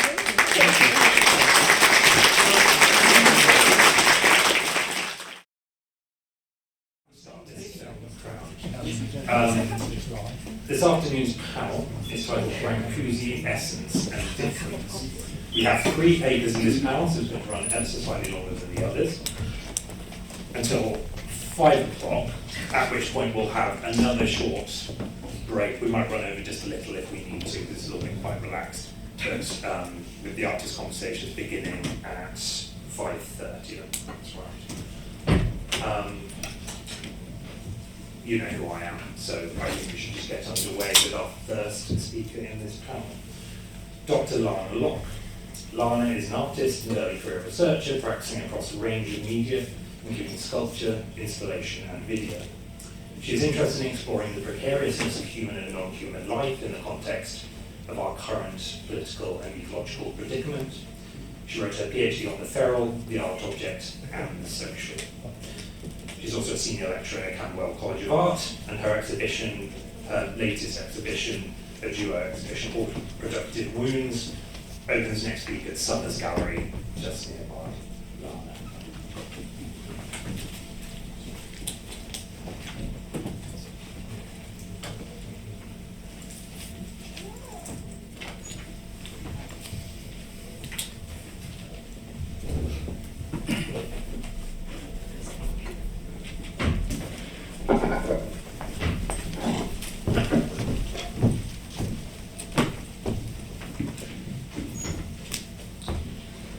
The question of Brancusi's continuing influence resonates in my own contemporary sculpture practice, which I will share with you today.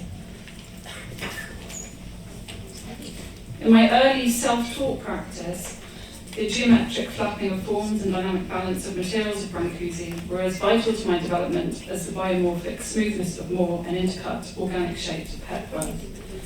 I aspired to capture both essence and energy of human figures in motion distilled into semi-abstract shapes of plaster or bronze.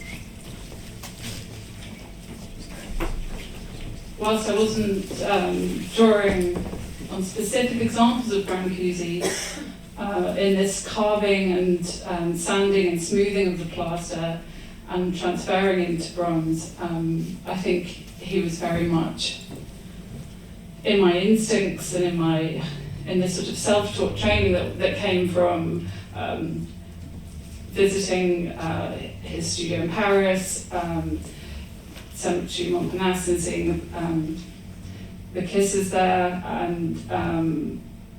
and poring over books of his and images of his practice that I would bring back. I think also this sort of aspiration towards lightness and height was something that I really took on. There was also some kind of safety for me, I think, in the anonymizing of human form, and I produced both single figures and couples, and there was something within this reduction of the human figure to the semi-abstract that kept my attention for the sort of 5-year period from 2005 to 2010. I didn't study an undergraduate in any subject, but gained entry to Chelsea College of Art through my self-taught portfolio, doing first a postgraduate diploma in fine art and then MA in fine art. And I think it soon became apparent to me that some of these forefathers, such as Moore and Brancusi, were deeply uncool. and I spent the first year casting artworks I'd already made into bronze in the foundry, and re-looking at them and rethinking of them, and I suppose also re-photographing them, and trying to find what the context was. I remember a technician saying to me how my work resembled more, but I must surely be doing this ironically, which I wasn't. And that criticism was quite hard. I think another tutor also saying it was like I was repressed or something.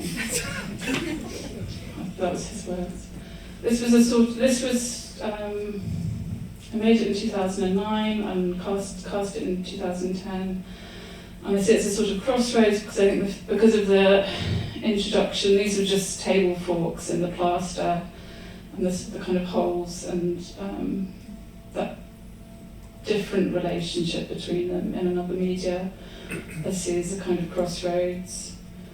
And then made an enlarged version towards the end of that diploma. But as you can see, in enlarging this, also, that kind of desire for smoothness had to be questioned. And then placing it at the Heffield Hospital in northwest of London, I started to think really what it was about that, that need to make this, whether I really related to this smoothness of texture anymore. And placed some of my the images that had inspired the sculptures with the sculptures, and questioned that anonymity of shape that I was hiding behind, I suppose. Although ironically, this still brings me back to Brancusi, because it's still, both in terms of having a plinth, which is also an artwork, and also the use of photography and sculpture. I think a big change, I took a gap then from the postgraduate diploma to the MA, and in summer of 2011, just before I started the MA, we had the London riots, and a particular moment for me was in August 2011, when the Conservative Lord Chancellor Kenneth Clarke described those who participated in the riots as a feral underclass, and how shocking I found that hierarchy, that imposed hierarchy between, so-called civilized culture and other humans who were deemed less than. So that played on me. I think also the austerity cuts really made me think about objects in a different way, and about waste, and about what's disregarded. Which perhaps took me back more towards the found object and questioning verticality. Which also made me question some of the early male historical influences, such as Brancusi and the verticality of patriarchal structure. As trans theorist Jack Halberstam, who was the examiner of my PhD and a big influence for me in my PhD, said that anarchies are interested in the horizontal, the sideways, the adjacent, as opposed to the verticality of power that always assumes a hierarchy.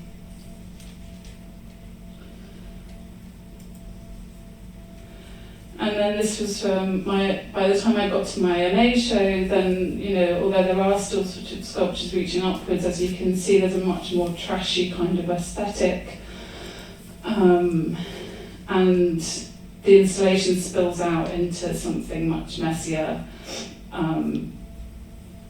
where I'm thinking about the environment and about everything that's going on politically, and really have ditched I think you can see one sort of scrawled on plinth, but kind of attacking the white walls and the white plinths and the grey floors, and really going against that kind of formal structure.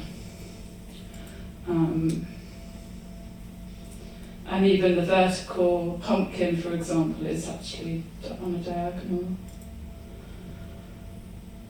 Still thinking about photography and conversation with the objects, digging and plants start to become a different stand-in for the human figure rather than the abstract shapes I was creating before. Starting to think more about feminism, going back to Simone de Beauvoir. She said being a man is not a particularity. A man is in his right by virtue of being man. It is the woman who is in the wrong. In fact, just as for the ancients, there was an absolute vertical that defined the oblique. There is an absolute human type that is masculine. Woman has ovaries and a uterus. Man vainly forgets that his anatomy. He is subject, he is absolute, she is other. Now clearly this is essentializing in itself and creates a further boundary. Nonetheless, in thinking about difference, I do come away from the vertical and come away from that smooth aesthetic. I started also to draw on new materialism and writers such as Rosie Braidotti, thinking through Deleuze and saying, releasing human embodiment from its indexation on socialized productivity to become bodies without organs, that is to say, without organized efficiency. And the sculptures start to come together in clusters. There are no pedestals, and instead I'm responding horizontally and vertically to architectures of gallery spaces, but to kind of show their physicality beyond being a white cube space. So this was at the Blue Coat in Liverpool, and all like built between a gap between a new and old building, and this kind of spilling out of concrete in between. Exploring that liminal space, and although it does ascend the vertical, then also coming forward at the front to the floor space, crawling forwards and in these sort of lumpen breasts and cut up. It's like it was a cast of a male urine bottle. From cardboard, but then with this sort of vulvic head. So again, this sort of querying and disassociating of gender rather than claiming lines of subjectivity. Of course, though, the horizontal, if you tip it the other way, is still vertical. And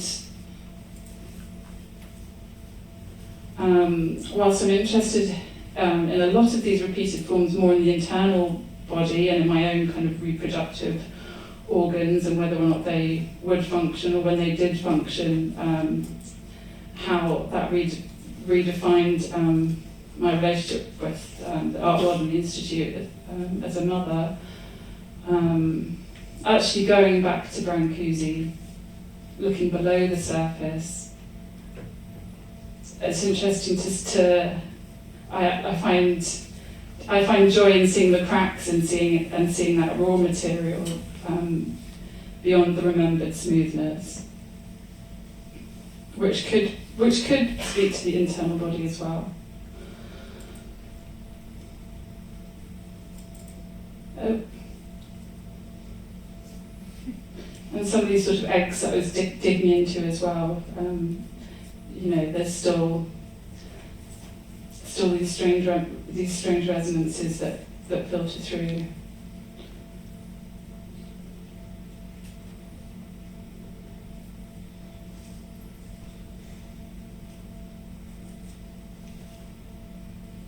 And the materials may have changed, but for example, in the piece on the right, it's still that desire for lightness.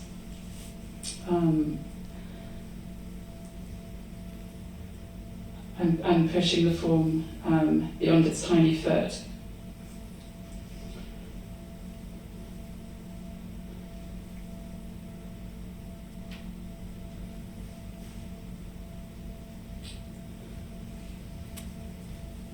When I did first come back to the first towers that I started to make in ceramics, it's often been, I work in quite a precarious way, and it kind of relates to access. So it's always been I've not had access to foundry to cast in metal, but I've then gone to clay and to work in ceramics. I lived in Grenfell Tower for a short time as a teenager, and still lived in the area when the fire occurred. So as I did start to, create these towers that go towards the vertical, I was very much thinking of the failed vertical and thinking of that structure that was inescapable and that failed those who lived within, which was also subject of a performance that I sang on site at the time.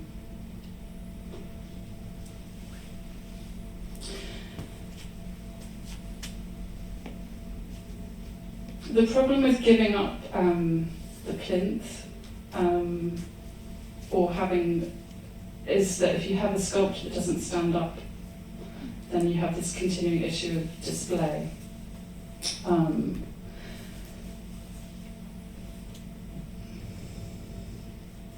And creating these vertical pieces that essentially end up having to kind of lean against a wall in order to show them. And I think that's part of that kind of,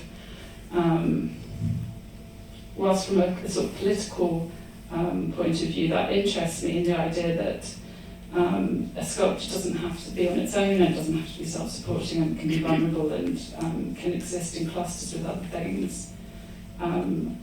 From a practical point of view, that's something I started to become frustrated with. This was an exhibition last year called Relic Garden, and by this point I'd started to create more of my own plinths, I suppose, which again brings us back to Brancusi. Also in the stacking, I think, to create a vertical using, it might be different media, or like the piece on the left is all in bronze, but I made it, I sort of stacked a Coke can and a sweet corn and some 12-up wax and a flower on top, and then cast that directly into bronze. And rereading some of the pleasure he took in his materials, I think that kind of direct engagement with materials is something I strongly relate to. Albeit I'm not carving, but that kind of skipping out of the moulding process to go straight into bronze with something which will burn directly is a process I particularly enjoy. And just thinking formally about about what I'm doing with some of these forms as well, and the querying of gender. And obviously Brancusi's insistence on this being female princess, but the phallic nature of it,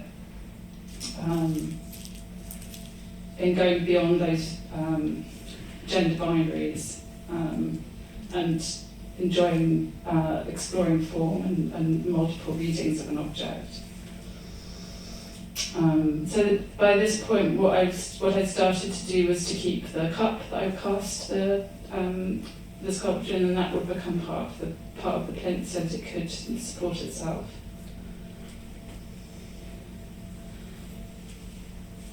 And the piece on the right is an example of one where I was cutting off the cup and then was kind of left with this dilemma of how to display it.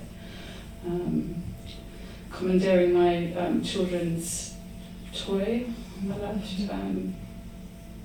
which I'm probably not going to give back.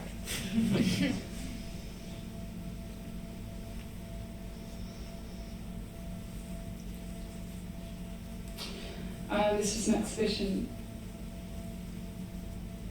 over the Easter long weekend just gone, in the chapel of Brompton Cemetery, where I was confronted with a building which is an extraordinary high, beautiful ceiling, and became very aware of that desire and need to go upwards. even creating the egg, ceramic egg in the centre of the screen.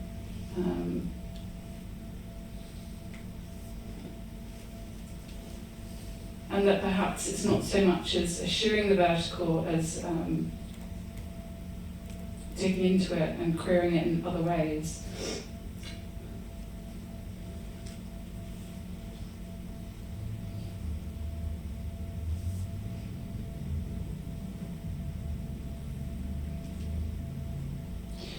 The forms I repeat in my practice still trace a Brancusian approach as I fragment and subvert gendered organs, abstracting the body into shape by plant matter. In my recent ceramics, I slab build columns of clay, daring upwards, reaching height by multiplication. It is just that now I also cut into the vertical and populate it with vegetable totems, some like Brancusian birds as they reach skywards, others swimming sideways, split open and complicating the tower they inhabit, the essence and difference intertwined.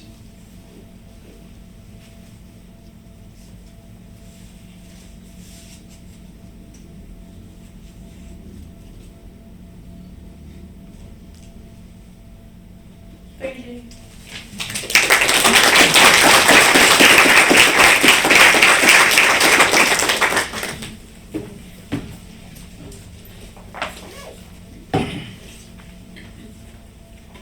That was wonderful, Anna, thank you. That ending, the return to verticality, and then sort of entry of organic matter, finding an entirely new sort of relation with that verticality was stunning, actually. And so it's a really good tone for this session. Our second paper is from Chase Pendleton. Born in southwest Wyoming, Chase Pendleton is a writer with a degree in art history from the University of California, Berkeley. Her specialties include queer history, transgender studies, feminism, and photography. Her most recent publication, in volume 14 of the Journal of Black Mountain College Studies, focused on the queer history of performance art and the productive relationship between the American composer John Cage and the choreographer Merce Cunningham. Chase now lives in Philadelphia, where she continues to write about history, art, and culture. Chase.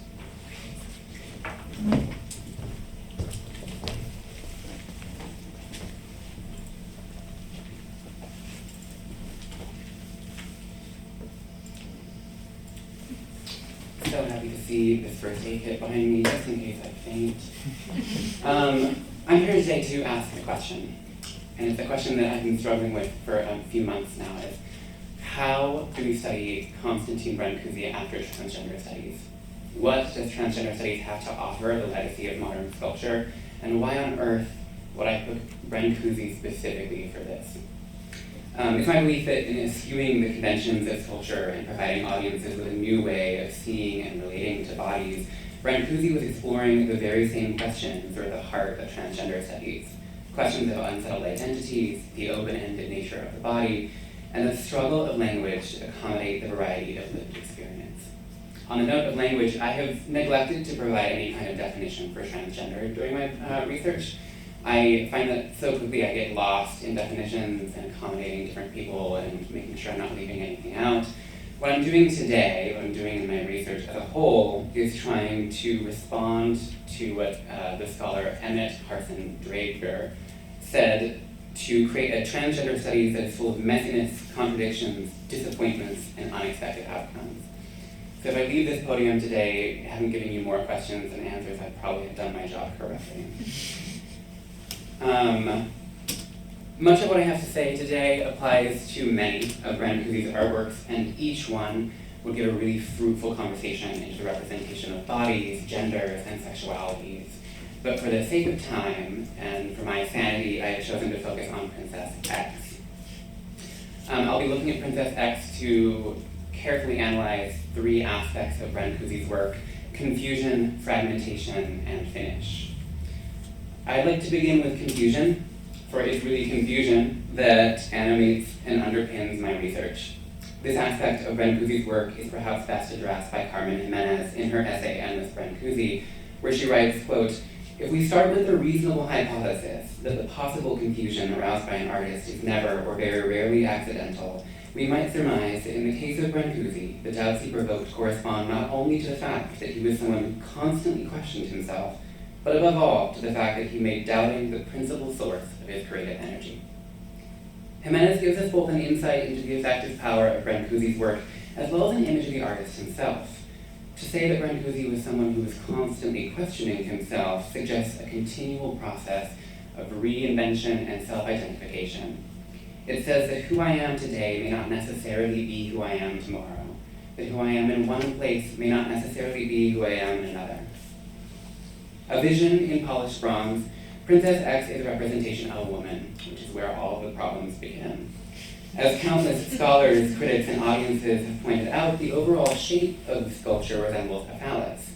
Taken as a symbol of masculine privilege and male sexuality, this aspect of Princess X serves to contradict the feminine subject of the work. In response, when looking at Princess X, if you're not actively giggling, you're searching for the woman represented. An attempt is made to collaborate with the abstracted form to find secondary sexual characteristics that we would typically use to identify a body as female. An elegant neck, a softly rounded shoulder, a breast. Brancusi's work hints at these things, but refuses to aid us in our search. The writer and critic Andrea Long Chu wrote that the problem with the transsexual is that she's always been too much of a woman. That is, she is weighed down by her gender and its accompanying baggage. While it's easy to assume that the problem with Princess X is that she is not enough of a woman, that abstraction has obliterated any sign of her gender, her reception in both the United States and abroad proves that she too is burdened. In this, we see what the Kleinian psychoanalyst Donald Meltzer calls an aesthetic crisis, a psychological response to an enigmatic object. In his book, Transsexuality and the Art of Transitioning, a Lacanian approach, Oren Gozlan explains that the aesthetic crisis arises when something cannot be seen, when we are confronted not only with a limit to our knowledge, but with our very capacity to know. In response to this conflict, searching for emotional contact and faced with the impossibility of achieving the intimacy that comes with knowledge, an attempt is made to degrade the object as known and certain, to deny its foreboding otherness. Which is exactly what critics did when Princess X was shown at the 1917 inaugural exhibition for the Society of Independent Artists in New York. R.J. Cody, editor of the cultural magazine The Soil, described Princess X as, quote, a deliberate attempt to do something different, and not in the manner of the big and great, but in the spirit of the short-haired lady and the long-haired man. Interestingly enough, in my research, I found that that wasn't the only time that phrase found its way into cultural criticism. In 1918, in a magazine called Photoplay, which focused on motion pictures, an article asked readers, who among you knows a short-haired mother of a fine, vigorous American family? Who knows a long-haired man fit to be the father of a Boy Scout? So what's at risk here is the stability of the nuclear family, and as tied up as that conception is morality, it's easy to understand the panic something like Princess X with its breakdown of gender traits would cause. W.H.B. Nelson, in his article Aesthetic Hysteria, proclaimed that, quote, phallic symbolism under the guise of portraiture should not be permitted in any public exhibition hall, writing that America likes and demands clean art. I'll return to this idea of the unclean and the phallus later on. In the meantime, I'd like to say that the confusion in Brancusi's work ultimately stems from his aversion to naturalistic sculpture, works that he described as beefsteaks or cadavers. In this sense, it's useful to compare Princess X with a notable trans body in the history of art, which is the sleeping hermaphroditus at the Louvre. As Franchette Pacteau notes in her essay, The Impossible Representations of the Androgyne, what sets the androgyne and the hermaphrodite apart dwells in one gesture, the uncovering of the body. It is a gesture that positions the hermaphrodite on the side of the visible. This gesture, this uncovering, is a practice of looking that attempts to degrade the object as known and certain, to deny a body its foreboding otherness. And in some respects, it is a success. The sleeping hermaphroditus is firmly rooted on the side of the visible. Hers is a body designed for voyeurism and open to discovery. In Anna Chave's study of Brancusi, she recounts the story of a satyr who undresses a maiden only to discover that she has a penis, that she is a hermaphrodite. The pose of sleeping hermaphroditus, better illustrated here in a drawing attributed to Peter Paul Rubens, conceals specific parts of the body depending on which direction you approach her from. In viewing the sculpture, then, viewers have to take on the role of the satyr, who, circling the statue, uncover her in a cyclical process of concealment and revelation. Unfortunately, you can circle Princess X all you like, and there is nothing to reveal. There is no way to deny her foreboding otherness. In this, we see what Jack Halberstam calls an aesthetic of turbulence, what I relate to the aesthetic crisis. In this turbulence, we locate a transgender look, a mode of seeing and being seen that is not simply at odds with binary gender, but that is part of a reorientation of body in space and time. It's a troubling of classifications, a response to the violence that is taking up space and exceeding a category. Doubt, then, became a means for Brancusi to infuse his artworks with life by reorienting them in space and time. In moving away from the anatomical and the visible, Brancusi forces us to confront our expectations and assumptions about the body. At the same time that he was moving away from anatomy, he was also moving away from wholeness. Like confusion, fragmentation was a tool Brancusi used to problematize the body's legibility, motivating viewers to find or invent new language to describe what was in front of them, and in the process reach a new understanding. Rather than see the fragment as something removed from the whole, I argue that Brancusi's fragments are best understood as autonomous. Here we see the fragment take on a new functionality and identity in the role of the prosthesis. As Paul Preciado wrote in the Countersexual Manifesto, the prosthetic reconstruction of the male body marked the passage from a wartime economy to a labor economy, and that it was the prosthetic hand, not the prosthetic penis, that was central to the reconstruction of masculinity. Preciado specifically refers to the work of Jules Aymar, director of the French Labor Prosthetics Military Laboratory, whose research on artificial limbs led to the creation of prosthetic hands that were, quote, increasingly distant from the anatomy of the natural hand. The question, then, is what happens when the words we use to describe bodies or body parts no longer have the effective power they once did? In her essay on the fragment, Linda Nochlin notes that fragments can serve metonymically for the sexual attractiveness or availability of the whole. The example she uses is this collage of legs from the opera. But what happens when a fragment refuses to do so? When it's no longer tied to a body as we assume it looks, or as we assume it is available to us? In yet another example of the aesthetic crisis, the thingness of sculpture overpowers any reference to the naturalized body, which we see in Duchamp's Wedge of Chastity. Which brings me back to the thing that makes Princess X unclean, which saw its removal from exhibition in Paris, the phallus. It's worth saying outright, the phallus is not a penis. Though closely associated with male sexuality and the anatomy that we would usually use to categorize a body as male, the phallus is something separate, autonomous, and open to multiple interpretations and uses. In their book, Bodies That Matter, Judith Butler, through a reading of Freud, uses words like plasticity, transferability, and expropriability to describe the phallus. Rather than belonging exclusively to masculinity, then, the phallus belongs to no one and everyone.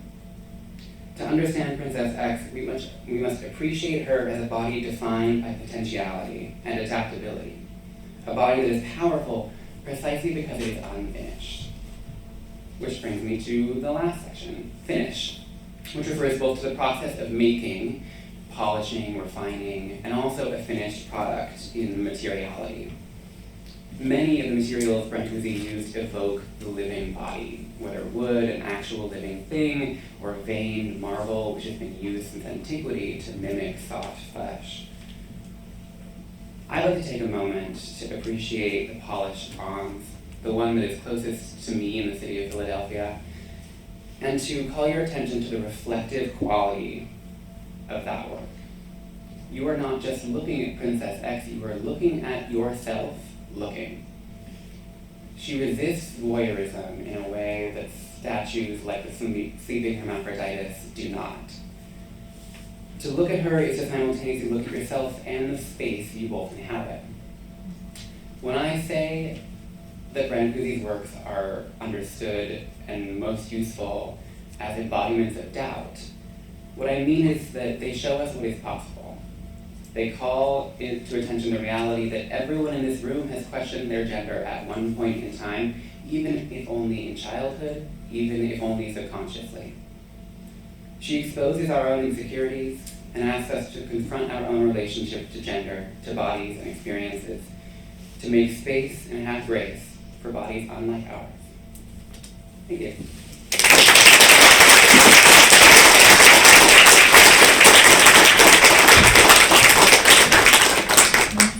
That's fantastic, Chase. Thank you very much.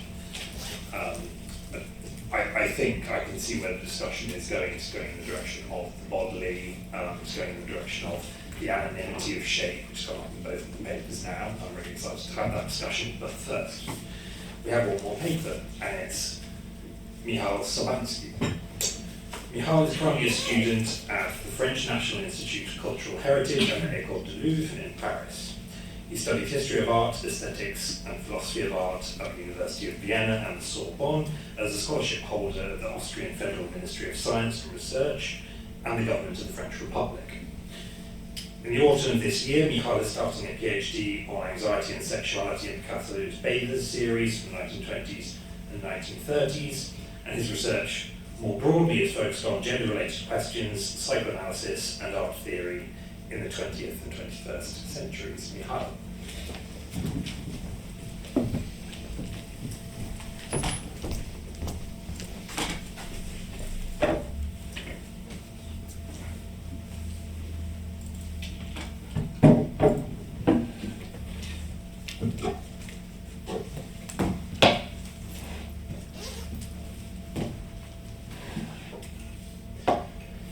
I hope you can hear me. Thank you, Jonathan, for a lovely presentation. It has always been my dream to do research on sculpture, and however I work on painting and drawing by Picasso. But this presentation will be not about my dreams, but the dreams of Brancusi, A Dream for Flight. And I would like to thank the Henry Moore Foundation for its kind invitation, and also to the Courtauld Institute of Art to hosting this wonderful event. I'm really happy to be here, and please forgive me any mistakes I will make in English.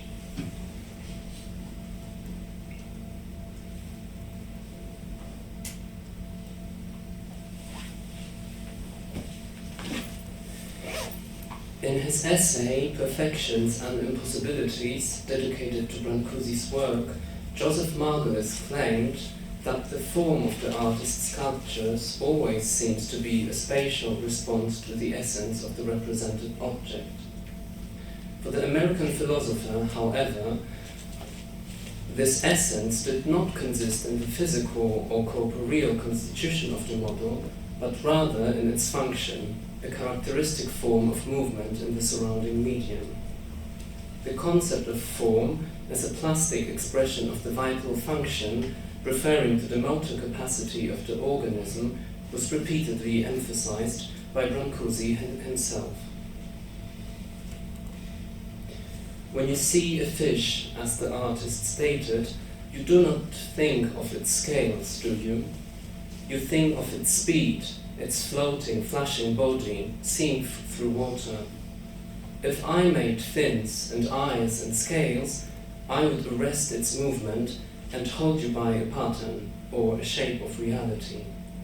I want just the flesh of its spirit. Following the same principle, Brancusi worked for over 40 years on the concept of flight. Like fish, whose elongated shaft the artist confronts directly with the shining surface of a mirror, Bird in Space seems to be an impossible sculpture.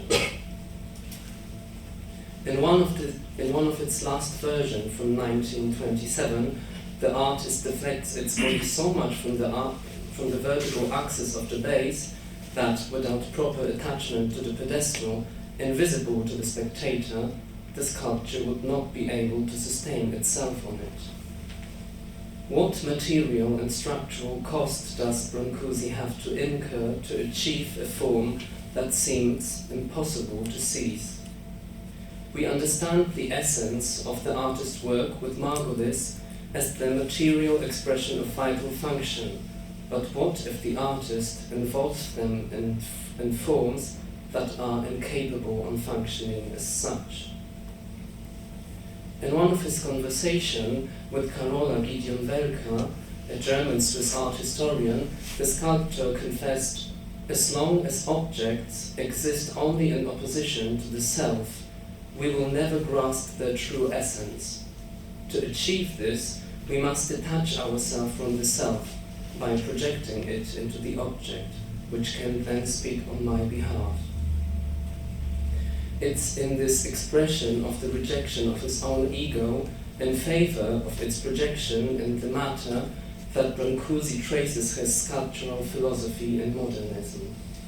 In this presentation, I would like to examine the physical impossibilities the artist exposes his projects to, and which Freud understands in his essay Inhibitions, Symptoms and Anxiety as the effect of inhibition, defining it as the limitation of the ego's function.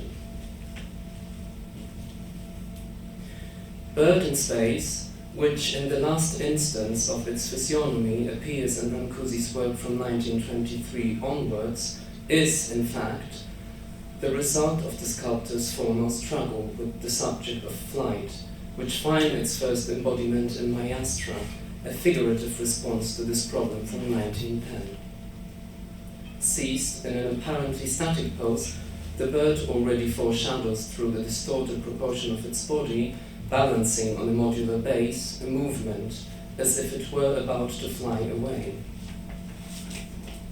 The Golden Bird, a continuation of the search for a physiognomy of flight, emphasizes this static imbalance.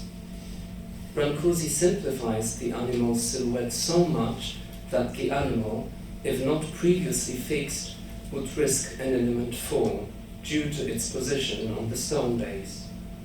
Progressively losing contact with the base, whose rhythmic modularity transfigures the sculpture, the bird seems to overcome the forces of gravity and now soars up in the air.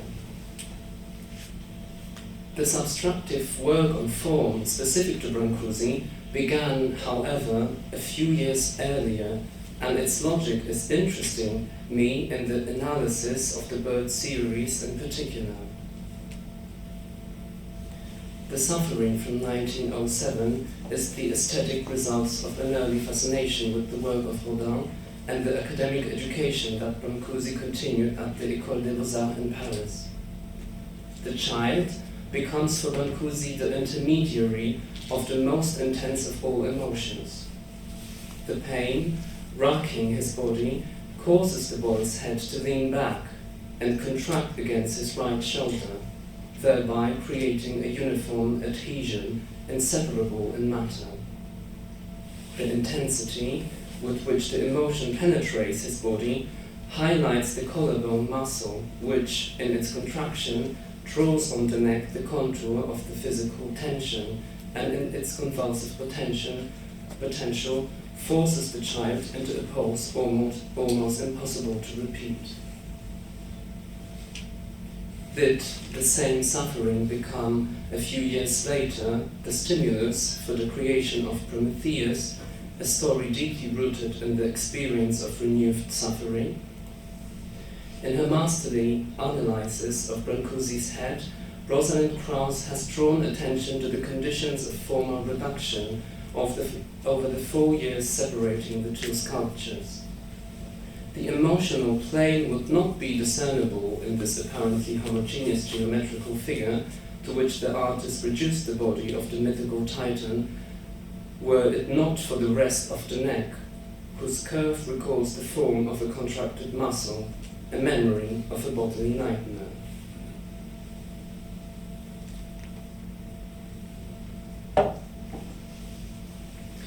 Inhibitions, Symptoms and Anxiety, published in 1926, is a key moment in Freud's reflection of the origin and functioning of fear, insofar as he managed to prove in his essay that, in reality, the reaction to anxiety has two aspects.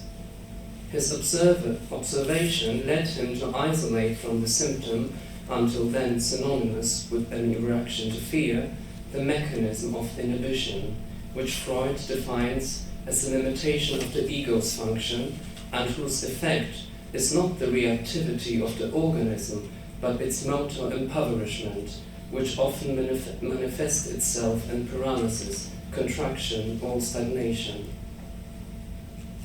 What is therefore the form-creating factor in Prometheus is not so much the remnant of the neck, which Brancusi had been working on since its protrusion in the suffering, but the reason for the sculptor's focus on this part of the body, the part that underlines his contraction in emotional discharge.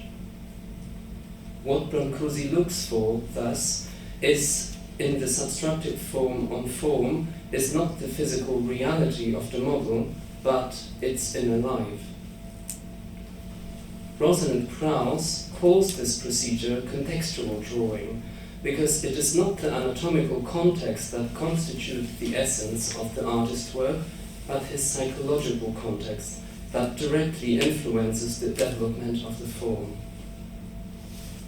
It quickly becomes clear that the following evolution of the subject, which in the Newborn of 1917 adopts an elliptical form delimited by a distinctly cut curve, is not an attempt to model the child's face, but rather another reduction of form, an echo of the contracted neck, that has now intruded into the constitution of the ideal geometrical solid.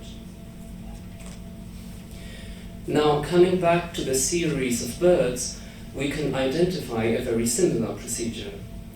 The work on form does not aim to give a mimetic reconstitution of the animal, but develops rather on the plane of its vital function the idea of flight, the potential of breaking away from the ground, as well as its uncertain course. This risky balance, as Margulis later defined the last version of The Bird in Space, is an expression of the risk of form that flights entail, an aspect to be reflected in Brancusi's formal exploration in two dimensions, form and scale. Stated in one of the critics of the Little Review from 1921, Brancusi chose a terribly more difficult task, to assemble all the forms into a single one.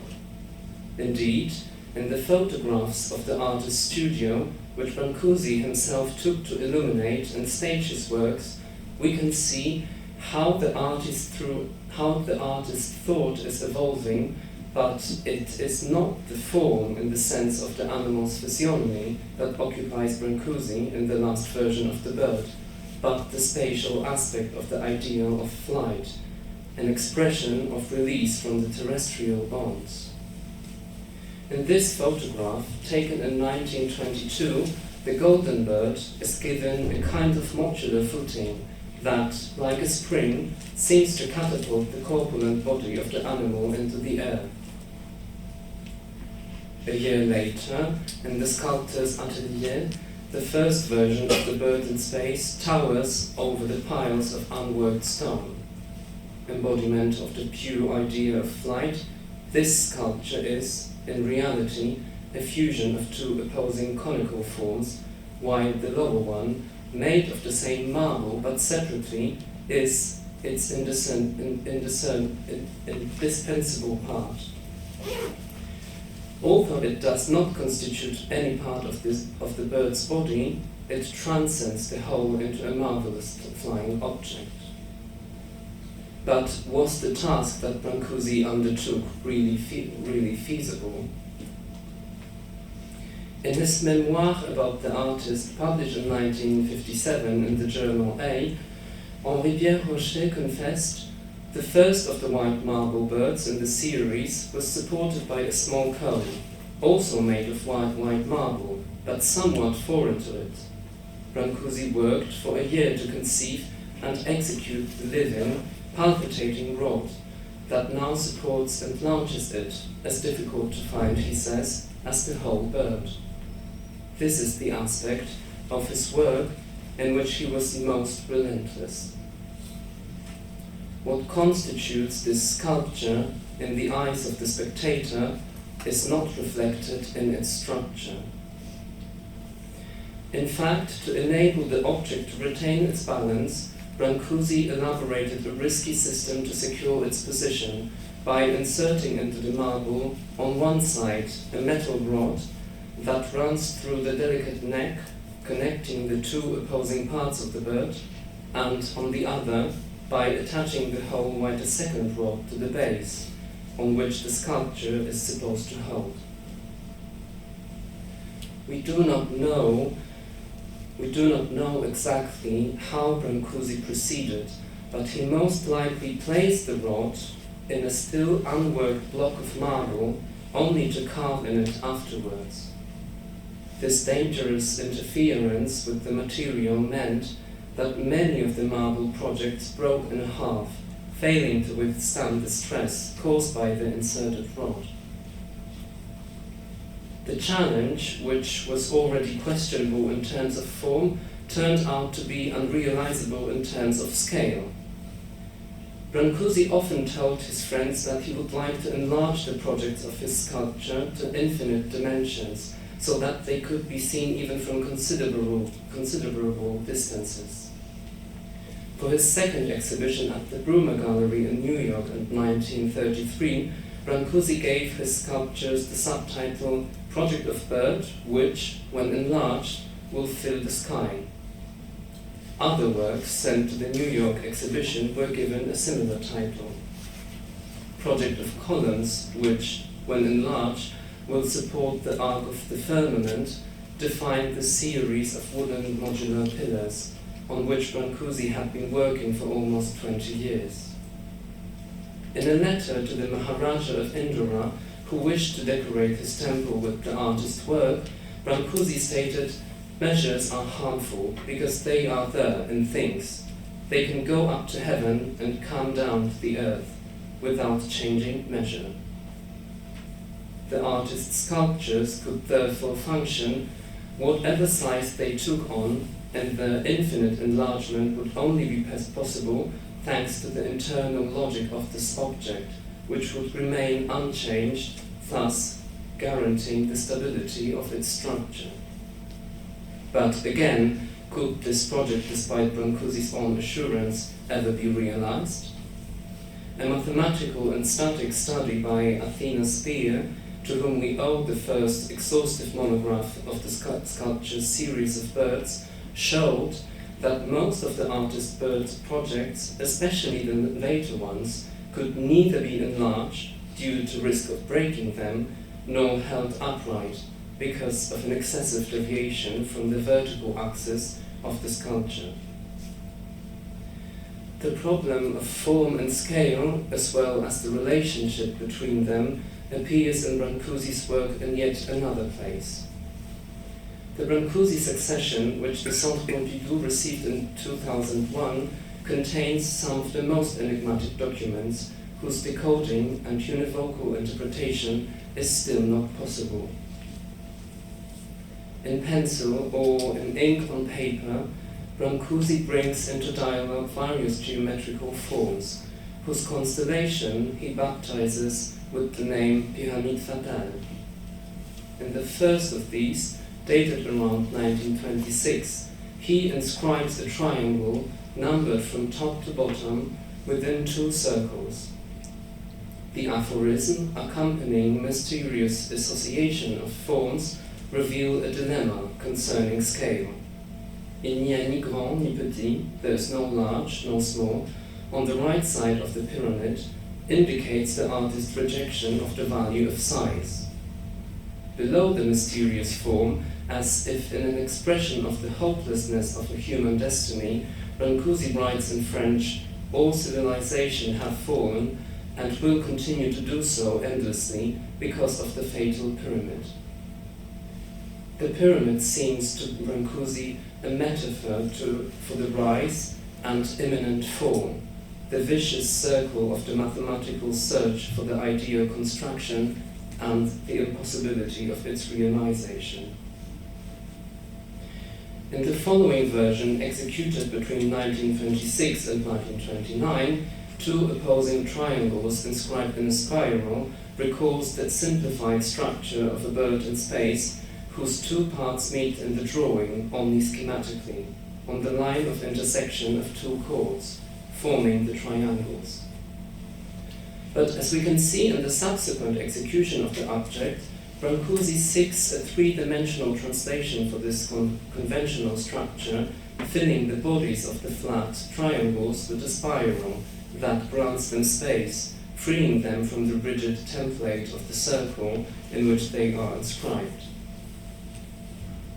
I may be wrong in associating this series of drawings with the project for the bird in space, but their realization coincides in time with Brancusi's struggle to detach the bird from its base by applying a footing having the shape of a cone. The less than 3 years separating the two works would only confirm the thesis of the metaphorical nature of the drawing in the creative process of the sculptor.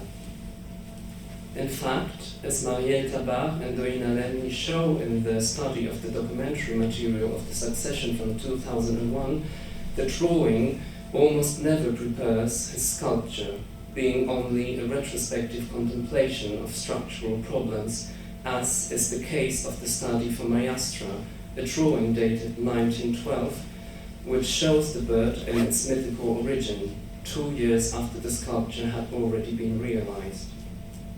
Then, Pyramide Fatale could be understood as an a posteriori graphical reflection on the form and its problematic role in relation to a scale that was supposed to be for it, at least theoretically, the possibility of infinite enlargement, but which, due to its extreme nature, could never be implemented. In the margins of one of the documents, Brancusi wrote, "The pyramid demolished, the field extended." The form proves to be, for Brancusi, an obstacle to its spatial extension. The fatal pyramid finally reveals an intimate appearance. Relativement tel que moi, which we could translate as relatively such as myself, is a kind of self-portrait of the artist in which formal desires confront the ruthlessness of the scheme. Between structural stagnation and the exaltation of the ego, this portrait inscribes the artist with the uncertainties that haunt his entire oeuvre and which he identifies with, in the same way as his friend Marcel Duchamp did in the project for his bas-reliefs.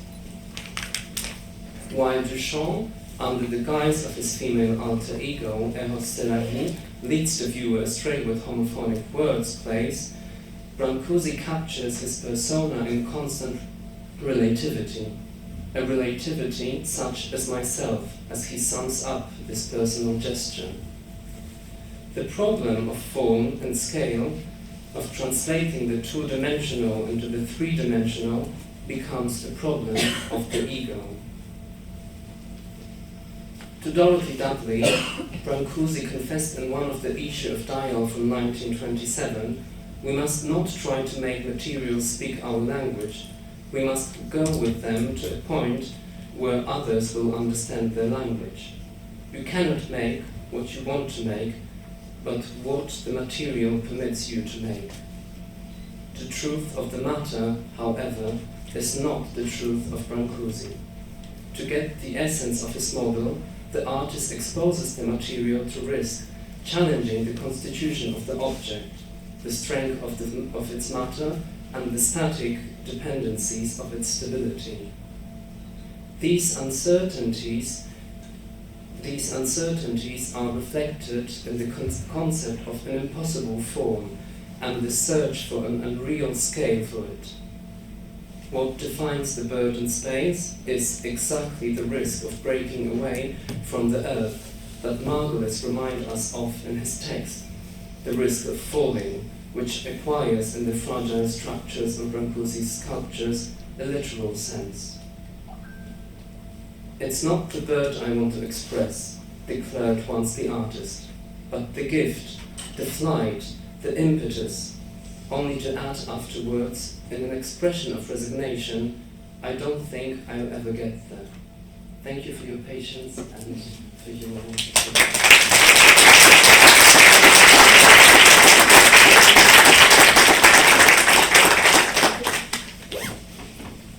Thank you, Mia.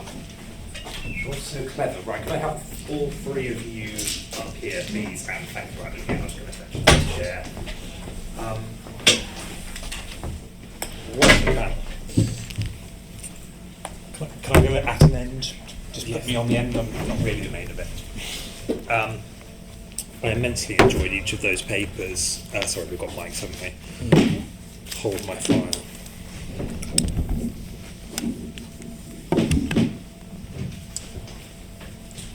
I'm not going to initially, though I have many, put any questions to you because I want to give the audience time, but I did want to maybe just point to some themes that leapt out at me really powerfully in the combination of each of your presentations.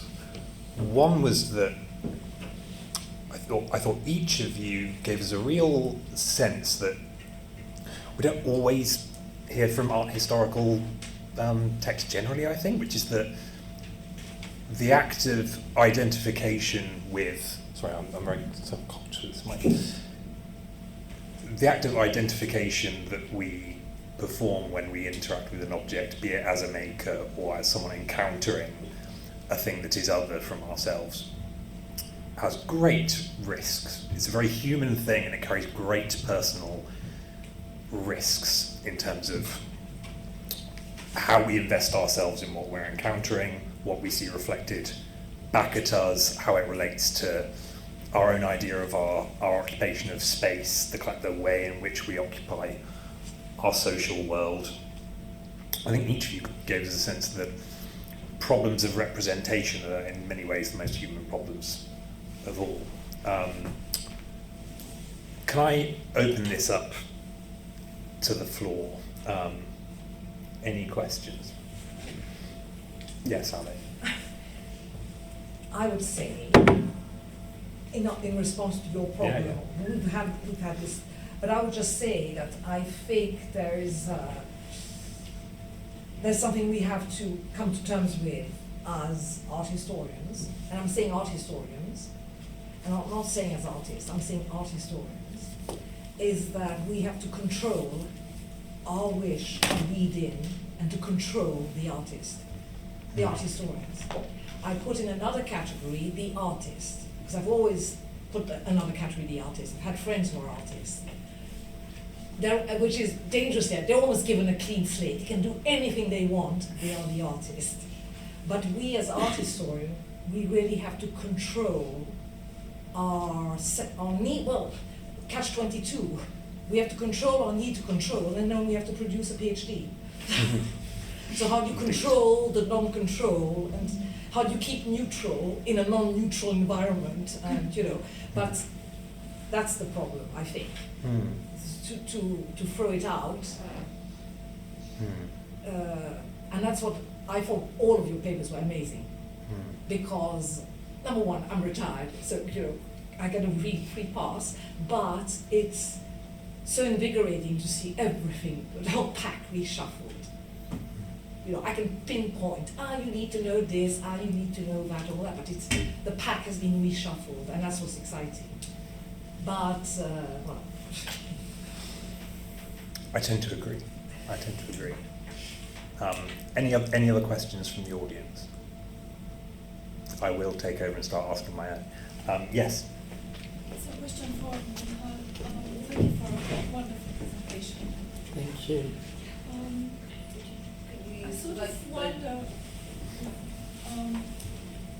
you kind of go through the early work and then come up to the birds in flight and this impossibility of of extending to infinity as a form, his desire. You don't mention the infinite column, and I wonder where would this take you? Because it's a later work, it's kind of like it's construction, it's kind of late 1970s. It's the only work where it seems that this desire for scale and for, he calls it infinite, takes flight, takes off, and with a tremendous sort of construction problems as well. I'm just kind of wondering how would you, if you are interested in, and how would you kind of go towards that piece of work as well? Yes, so thank you. It's maybe speculative, but... No, thank you for your question. I think you're right. I didn't do the research on the colonne sans fin, the infinite column. But it's true, I showed this photograph dated 1933 from the Brummer Gallery in New York, and I think it's remarkable because there is a correspondence, a really intense correspondence between Brancusi and Duchamp, and Duchamp stated in one of the letters which he sent to Brancusi from New York, we had, your column is so big that we had really like to cut the top of the sculpture, and it shows actually this potential and this desire to conceive the works which are out of a scale. So I think it was a very interesting point. So thank you. I wonder if just briefly, I wonder if the endless column at Turgu might present that might be quite interesting in relation to your thesis, because of course what allows that work to stand are enormous foundations which are hidden, right? Not unlike the rod. Yes. That's driven through those blocks. I wonder if there might be something that you could build out around that. Actually, I didn't ask myself about the. No, in the future, I don't mean now. But no, maybe this is a question for somebody in the public. Does anybody know how actually the column is standing? There's a steel pin. Yeah. Okay, but it has to be very deep. And then they literally, like beads, but they're very heavy. They're cast iron. Yes. They're yeah, cast like iron beads. On a very, obviously it's all centered Yes. on. Okay. And they're very heavy. They're big. They're larger than life. Those beads. They're Yeah. So this is another example of facing the impossibility of construction, having actually the plants who are unrealizable, but we see it works actually. It has its cost, as we saw in the bird series. Most of the plasters in the Brancusi's atelier, I showed it was the first image which had no reference. It was at the beginning of my presentation. A sort of symmetry of plasters of birds in the atelier of Brancusi, and the heads of the ncus endormis. So yes, it's a very interesting aspect. Absolutely. I've just got to interject a point, because I loved your paper. Thank you. But we are in a awful situation. We read it, so we're ready for it and all that sort of thing. But I love your paper. And when I read the proposal, I immediately thought, because we had to, for the dictionary, of Brancusi's statement on direct carving. If you remember that statement. And he says, direct carving or not, it doesn't matter, you can model or you can direct carve. It's the end thing, I'm paraphrasing, that matters. So I worried with your paper that you're so worried when in fact you're not allowing Brancusi, I've done it. Because I'm not asking you about, I'm cheating. I'm allowed, I'm the artist. It's the final work. It stands because I have cheated. Because I've just told you, you can do anything. Yes, yes. And that is what is exciting for future artists, because they can do anything, which I suspect you would agree with. Your diagonal on a string, your works and all that. It's once you release and you do not have to be academic, all the potential is possible. The staining of the floor, the splatter of paint, everything, the whole world opens up. You see, so I mean, this is where I apologize. We've had time to percolate on positions, which obviously I must have had for a long time. So, thank you. Wonderful. Let's take some more questions from the floor. Over here. I'm reluctant to cut across what's just been said because it's really interesting, this thing of materiality. But just to continue with my point that I was originally going to make was I was just so impressed by Chase's paper, and I've seen Princess X numerous times, well, in reproduction numerous times. I've seen it recently in the Pompidou Centre, and I'd always kind of dismissed it as an anomaly and an oddity and maybe humorous, or it didn't seem to fit. And now you've made me realise that actually it's quite a key work, and this idea of the reduction of form being a sort of negotiation with identity, that's something I'd never ever thought of, and I really thank you for that. It's very interesting. Thank you. I like your use of the word negotiation there. I think that's a fantastic word to use. And I would agree that most people don't spend a lot of time with Princess X. I live a few blocks from the Philadelphia Museum of Art, and I can tell you that most people look and snicker and walk away, and that's sort of the extent of their relationship with the sculpture. So it's quite an embarrassing thing to confront. A bit. And to be seen to contemplate. Yeah, to linger on. Yeah, yeah.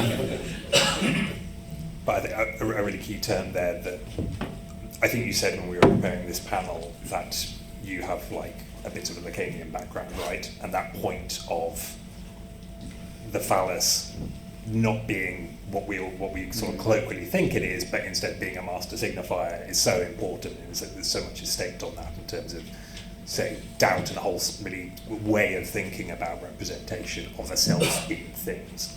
Right. And Judith Butler said that every conversation about the phallus is ultimately disappointing. Indeed. I just wanted to pick up on the link through Jack Halberstam between your papers, Anna, and yours in the context of anarchy or anarchism, and yours, Chase, in that wonderful term of an aesthetic of turbulence. And I just wondered if you guys had more to say on bringing those two contexts together. It doesn't move towards an aesthetic of anarchy, that anti-hierarchical element of trans aesthetics. It just seems to me a really rich vein that we could expand on. I'm going to let you lead this one. Thank you. I mean, obviously, anarchy is turbulent. I think what the direction that Halberstam has gone in recently in terms of the aesthetics of destruction is really interesting, and pointing out that there's no kind of, you can't put your finger on any sort of blockbuster feature film that's ever been able to envisage the end of the world, and how this is something we need to kind of embrace through queer and trans theory, and that it's, sort of linked to this kind of this heteronormative perpetuation of the species that we can't. There always has to be a twist at the end that we will kind of get beyond this destruction. I think that's sort of my key interest in how to stand currently, I think, in terms of turbulence and anarchy, as it links to not only what we're going through politically at the moment, but also the climate crisis. I really loved seeing your opening slide with all of those failed birds in space, and I guess also thinking about how the stands grew out of failure and all of the failed birds, the destroyed sculpture, and that you're right. It's not actually that sculpture, that Brancusi could achieve the impossible. It's that he, through artistic means, found ways to make it work. I'm commandeering this mic. I also think of the scale of anarchy, in a sense. It can be full-scale climate crisis, a riot in a city. It can also take place at the level of the body. Halberstam wrote about Alice Neal painted a portrait of Andy Warhol shirtless, and he was very rarely nude. But you could see the scars on his body from when he was shot, and he calls it a technotopic body, but I've always thought of sort of the violence inherent in that, and the, I guess, anarchy on the scale of a body as illegible. Yeah.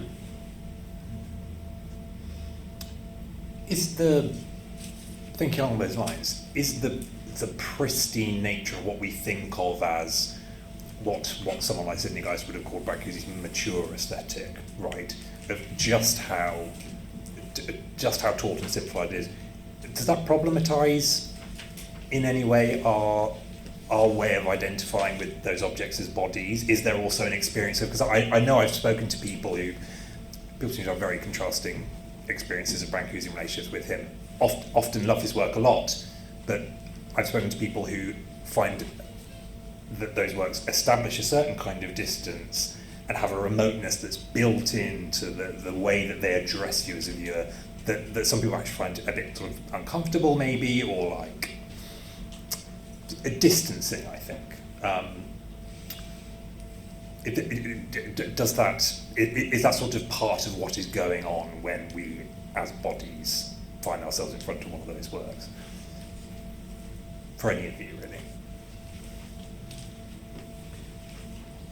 I mean, I think what we've seen today is just a variety of Brancusi, and that he's not one thing, and that's certainly, like in the cemetery Montparnasse, like in front of the kisses, that's not the experience of, that is very I find it a very humbling human experience, and I don't think any of them are like accurate bodies, or I think even, when describing marble as being a stand-in for flesh, it's not, yes, you can imagine it as flesh, but it's kind of an imagined body. But I think some distance you deflect, but then something beautifully in shiny is then placed on a pedestal that's actually much, much more rough. So that you can't place it, and I think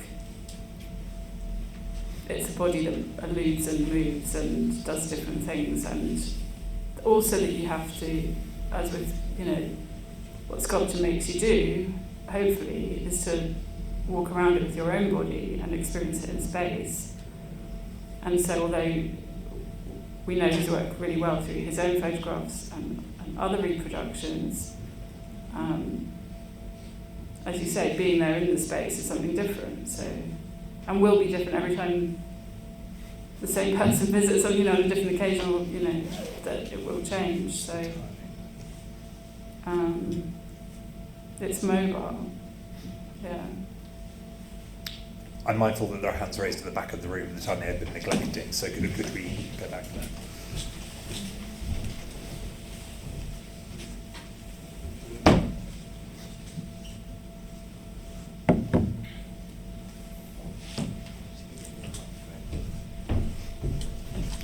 Would you like one of these? No, there's one over there. Should be.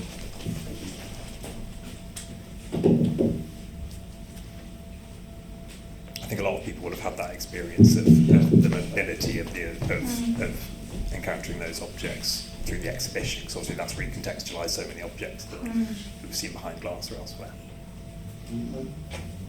I was thinking right the way through all three of your presentations of fragments that Brancusi wrote. And in fact, Michał Słowacki, you ended your presentation with some words from that aphorism. But I hope it's okay if I just read a little bit earlier into the aphorism where he says, "As a child, I always dreamed of flying up through the trees toward the sky. For the 45 years I have lived with the longing of this dream, I have made marvelous birds. I do not want to represent a bird, but to express the act of soaring flight spirit, which you quoted. I do not think I will ever succeed." And that sense of frailty and always potential failure, which is so relevant in the appalling politics of our time. But it just seemed to resonate right through, and so forgive me for quoting it. But I also wondered specifically with regard to the Endless, I was quoting the title of the Star, whether the artist was really trying to say that is not possible. Look, I've done this, but this is not possible. And then I suddenly thought of a sculpture of, I think, Giuseppe Pennone, right for this one, slightly wrong, Italian sculptor who took a felled tree, a very tall larch, and hollowed it out, but did not make it vertical, but put it along the ground so we can look at it, we can look at our earth through it, as a comment on Brancusi. Forgive me, it's half a comment, not a question, but I wanted to. It's a wonderful comment and quite touching. I mean, was there anything specific you guys wanted to respond to? Or, I will say, Michał, I thought you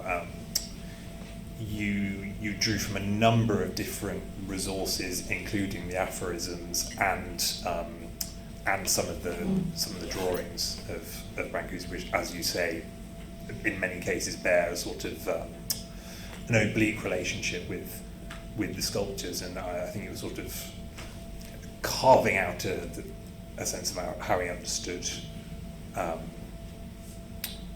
Obviously that project of the cones, but also this overall project of balance and defeating gravity limitations. Is there more to be drawn, do you think, from, say, the aphorisms in that sense? Yes, thank you also for this wonderful quotation. I think, yes, for me, when I started the research on the bird, for me it was very contradictory that for Brancusi the idea of flight contains also the idea of fall, and that's why I began to search the documents, the papers, the documents which are now in the Kandinsky Library at the Centre Pompidou. They had also great publication of Dorina Lemny, and I think this series of the drawings of Fatal Pyramid, it interested me a lot because the pyramid is also about going up and fall for Brancusi, and I think this dialogue in a certain way, and maybe it's wrong to associate these two sources, the conception of bird by Brancusi with his notices about the Fatal Pyramid, but I think that somewhere deeply the same problem which occupies him in these two these two aspects. So yes. Thank you. Were there any more questions from the audience? I might have one. Go on, Alex. Well, it's to chase. Yeah. The Princess X, the angle you showed, just from a recent visit with a cousin, he felt, oh, now from this angle, it's a pregnant woman. And I was going, oh, yeah, we go, which I hope you'll see. You'll go around and so. I love that in that it proves this desire to sort of graft a woman onto Princess X and to find something that you can latch onto. I think it's also interesting in that then we can have conversations about fertility and biological womanhood and sort of who is capable of being pregnant. But it absolutely depends on which perspective you approach her from. And in Philadelphia, she's sort of up against a wall. You can only really see her at the angle that it was photographed at. And so it alternates between you stare long enough and it is a phallus, you stare long enough and it might become a woman. And yeah. Did Brancusi ever explain the choice of X? Not that I know of, but in all honesty, I did not look all that much into what Brancusi did say about the sculpture. I know that he said he was not trying to be provocative, that he was not trying to represent an androgynous figure, but I'm not sure Princess X. He did say, well, we don't know. It's in a press review that he did say l'éternel féminin, the eternal feminine. It is a press review, and they're very tongue-in-cheek, all the press reviews. You don't know which one to trust, because you read closely all of them, and they're all tongue-in-cheek. But and there is, in all of his explanations, there is that risk, right, that there's this is something that he might be saying at one time to one person, and he may directly contradict it at a later day, and he was very playful with the pronouncements that he made on his work, as beautiful as things like the aphorisms are. So there's. But I think the X was we always have agreed that it's a salon tradition, Yes. You did not name the sitter out of courtesy. You said, here's portrait of Madame X. Yes. Yeah, it's a negation, I mean, it's a that's, sign. I gather that's how art history, we've accepted the X for that. I'm very tempted to ask another question, but I will hold back. I think, and if we could suspend, because I want to give people a proper break. One quick. There's that lovely story about in 1912. By the way, I loved all your presentations, thank you. But Michal, I'd never seen Brancusi's drawings like that, so thank you for that. Thank you. It's a famous story about in 1912 there's an air show in Paris, a military aviation show. And Duchamp goes with Brancusi and Fernand Léger, and they see a laminated wooden propeller. And Duchamp apparently, they don't know if this is true, but he shouts, painting is finished. Brancusi, can you make anything as magical as that? And apparently Brancusi just stares at it, and that's in 1912, and you just think, wow, think about rising and falling and Icarus and tragedy and war and risk and death. He must have been. Sorry, this isn't a question, it's just a comment. He must just been thinking, how can I even dare to make an object that is so different to Rodin and the shadow of the oak tree, and how can I dare to encapsulate mystery and beauty into one object? And I'd never known that he threaded that rod into the stone, because I've always thought he should have made it in wood, because he's such an amazing wood carver, but actually giving marble gives you that finesse of material to then polish, whereas wood wouldn't have been able to do them. So thank you for showing these images. I love those images of all the failed marbles and plaster patterns. They're great. So thank you. There is a very suggestive propeller hanging in the Brancusi exhibition, just sort of reminding ourselves of that anecdote. Thank you so much to all of our speakers on this panel. You've been wonderful. Everyone give them a round of applause, please.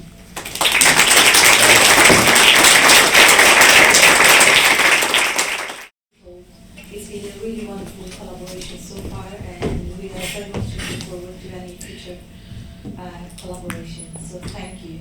And also would like to extend our deepest gratitude to the students, including Diego and Laila, for running such a smooth day. Thank you. And now I'm really delighted to introduce our closing session. Each presentation today has been a testament to Brancusi's ongoing relevance for artists working today, from Brancusi's use of form and surface, his treatment of base, pedestal, attention to space, presentation of artworks through photography, have all influenced subsequent generations of artists. Many of these aspects have featured in the conference papers today. Artists including William Tucker, Anthony Gormley, and Simon Starling have cited or quoted Brancusi as a key influence. Now, we would like to explore further the way the current generation of contemporary British artists continue to draw on Brancusi's work. Then, I would like to introduce you Hannah, Lucy, and our moderator, Rosalind. Hannah is a London-based artist.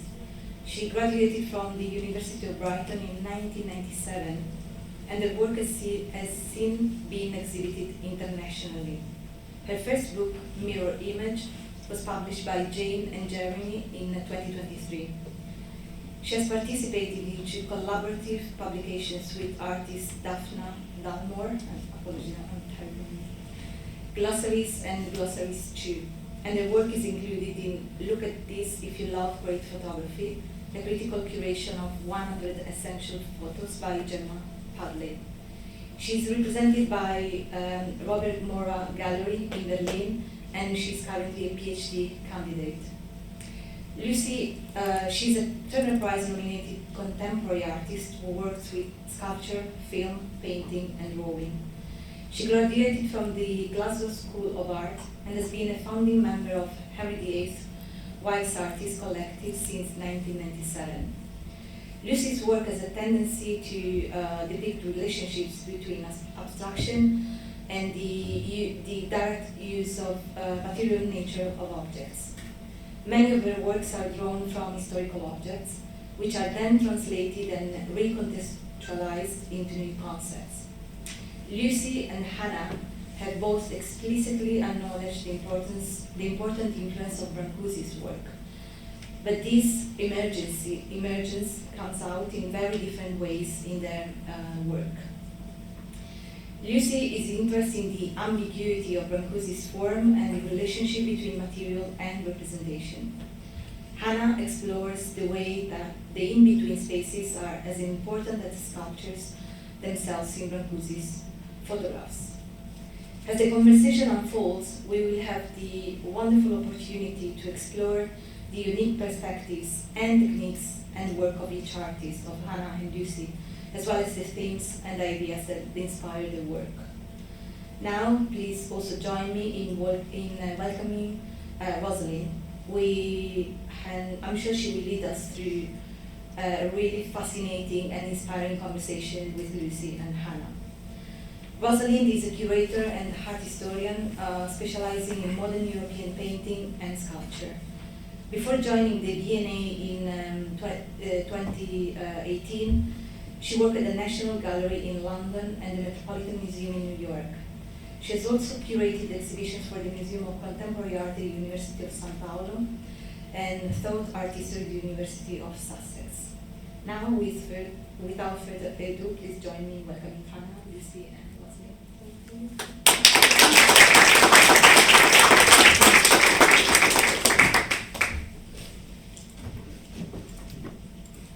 So we've got just to explain, we've got a PowerPoint behind us, which I think alternates between Lucy and Hannah's work, but it's very beautifully captioned, so you'll hopefully know what's going on at any time.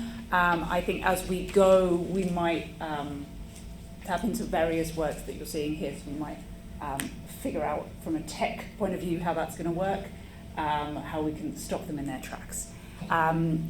Anyway, as we've heard, both of you are actively have explicitly cited Brancusi as someone that you're thinking about. And so I wanted to think about a kind of question that is interesting to me in terms of many people were asking me last night, oh, how did you get into Brancusi? And it's Alex's fault. And that's maybe the answer for a lot of people here. But thinking about how our various ways in to this artist. And so for the both of you, I wanted to ask in what circumstances you first saw or kind of knowingly saw Brancusi's work, whether that was in real life, whether that was in reproduction, whether that was through his photographs or that of others, and how you think that those encounters may have shaped the way that Brancusi kind of manifests himself in your work, which one trend that I was picking up in looking at your work is thinking about kind of Brancusi sculpture as a sort of ready-made form or image, which you may or may not agree with, but please go ahead. Lucy, if you'd like to kick us off. Yeah, so I think that I first saw Brancusi's work in Kettle's Yard, actually in the example that Ella also showed. And it turns out we went to the same secondary school and had the same art teacher. Yeah, I think I saw Prometheus on that grand piano in Kettle's Yard. And then I also encountered like a lot of, my best friend at sixth form college was doing their like special study on Brancusi, so I saw a lot of reproductions. But without really kind of engaging with them. But then when I was at art school, I saw that Sherry Levine work of, again, I mean, hers was the newborn on top of the piano, which was taken from, the arrangement was from Kettle's Yard. So I suppose I had a kind of direct experience of the sculpture, and then reproductions, and then someone else appropriating. Fantastic. I think, yeah, for me, my main sort of memory is always of seeing the works in reproduction so much more. It was like, I think so much of the way that we encounter sculpture tends to be through reproduction. But when I did see the work, it tended to be outside of the UK, so we were seeing it in MoMA or Pompidou, and not so much in the UK. But my real sort of dialogue, I guess, with the work began when I bought a sort of a second-hand copy of a 90s catalogue of photographs from the studio, which was sort of published by the Pompidou Centre, and was leafing through it in the studio, and suddenly I, from just having seen them in isolation, in the context of shows about modernism or just one-off images, suddenly to see them all together gave me such a different kind of insight into the work, and I just became completely fascinated with this way that a sculptor could use photography sort of as a tool of their work. They were kind of photographs that only I felt a sculptor could take in a way. So I was just really interested in the way that he seemed to be sort of like looking at things from every angle, and the surface was just as important. The way that he was using light to kind of think about ideas of material, immaterial, and this kind of way that people have talked about a lot today, about controlling sort of like the photograph in ways that probably down to kind of the standards, photographic standards of the time would have seemed quite wrong, like Man Ray kind of criticising the images because they would be underexposed or overexposed, or have the stains and scratches that have been sort of discussed today. And he was very convinced that this was the way that they needed to be seen. So that idea of the essence of the work was kind of somehow brought out in this kind of photographic language that he was developing. For me, I kind of it sort of asked quite a number. It sort of proposed a number of questions that I've been kind of then in my work quite preoccupied with over the last sort of 8 to 10 years. So it really did become quite a catalyst for like the way that I worked, just by sort of that encounter with this catalogue, and the question really being, how do you create a sort of a sculptural photograph, or how can photography be sort of a tool or a method of sculpture? Like how can you, in the way that he sort of seemed to be doing, like how could you kind of carve space or create space or manipulate space within the photographic image, or using photographic methods of collage or those kind of things. And for me that became quite a productive space of photography doing things, and sort of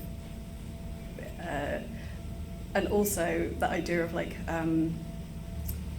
taking the immateriality, so-called. I know we've sort of questioned that today, of whether or not a photograph is immaterial or not. But perhaps in reproduction particularly it is, this idea of something where matter has been flattened into the photographic plane. What can that immateriality do that the form in space can't do? And obviously those are questions of scale and things that we've sort of talked about before here today. So anyway, sorry, a long-winded question, but that's answer, sorry. No, that's wonderful. And I think, go ahead. The second part of your question, which is like, why did we feel he's up for grabs? Is quite interesting. Well, I think it's so interesting that Sherry Levine has played a role in him being up for grabs for you. I thought it was interesting. Do you want to say more on that? Maybe just that I'm interested in this idea of use of an artwork rather than appropriation, and I think that the formal articulation of his works is so stunning that you can use them to do specific things, and I think there's something about how separate they are from the world that leads to that feeling. And I suppose in my use, I've equated that to like a kind of font. Okay, an that's alphabet. really interesting, and a kind of visual, almost glossary that you can then take from. Fantastic.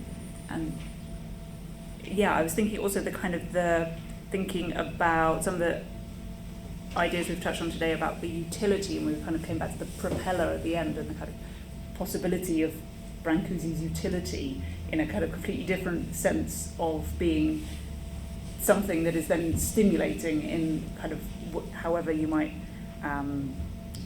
find it.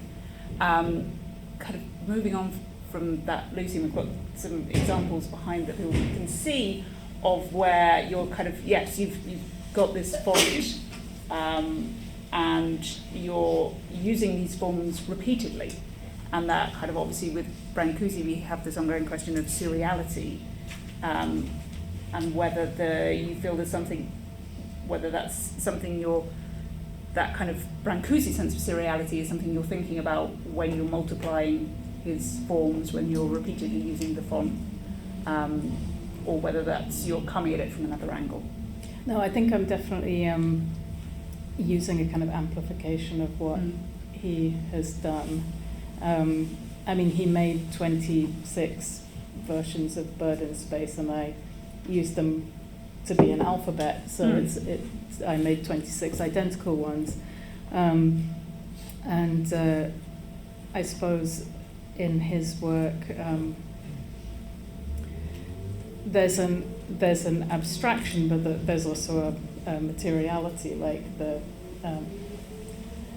thinking again about words and language. I feel like that words make a kind of vacuum for materiality. So if you have a word, you want to balance it with, you're seeking a material. It's a void of a material, which is kind of addressed in poetry maybe.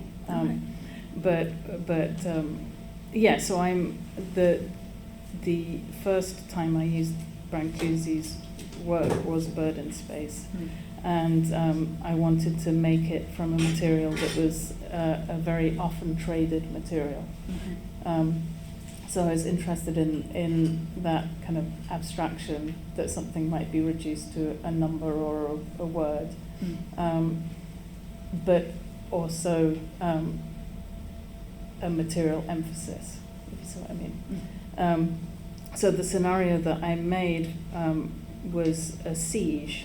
So I was interested in how in a besieged space you have a kind of direct conversation between time and resource. You have like a time that's ticking down and resources that are being consumed and used up.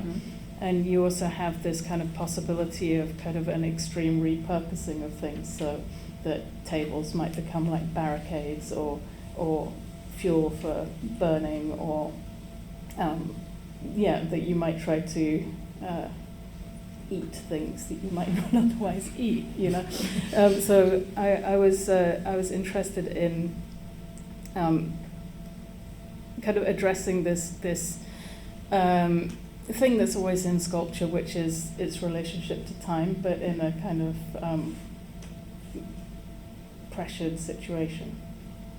You want to say a bit more about what the materials are that you were using, just so we can get a sense of how you might reuse them in this siege scenario? Yeah, sure. So in my, it was a show in the Chisenhale Gallery that I made, and I included several kind of nods to different artists. Like I built a big curved wall across the space, which was the kind of boundary, which was quite kind of Sarah-esque.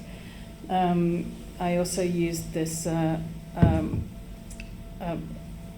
screen from a Paul Nash painting, Landscape in a Dream. So I kind of made this wooden version of it, which is quite weird because the brush strokes overrun the angles. So I had to make very specific joinery that didn't add up. Okay. And then the Brancusis I've made out of compressed coal. This is maybe a practical question that's missing the point. Would they burn? Yes. Okay.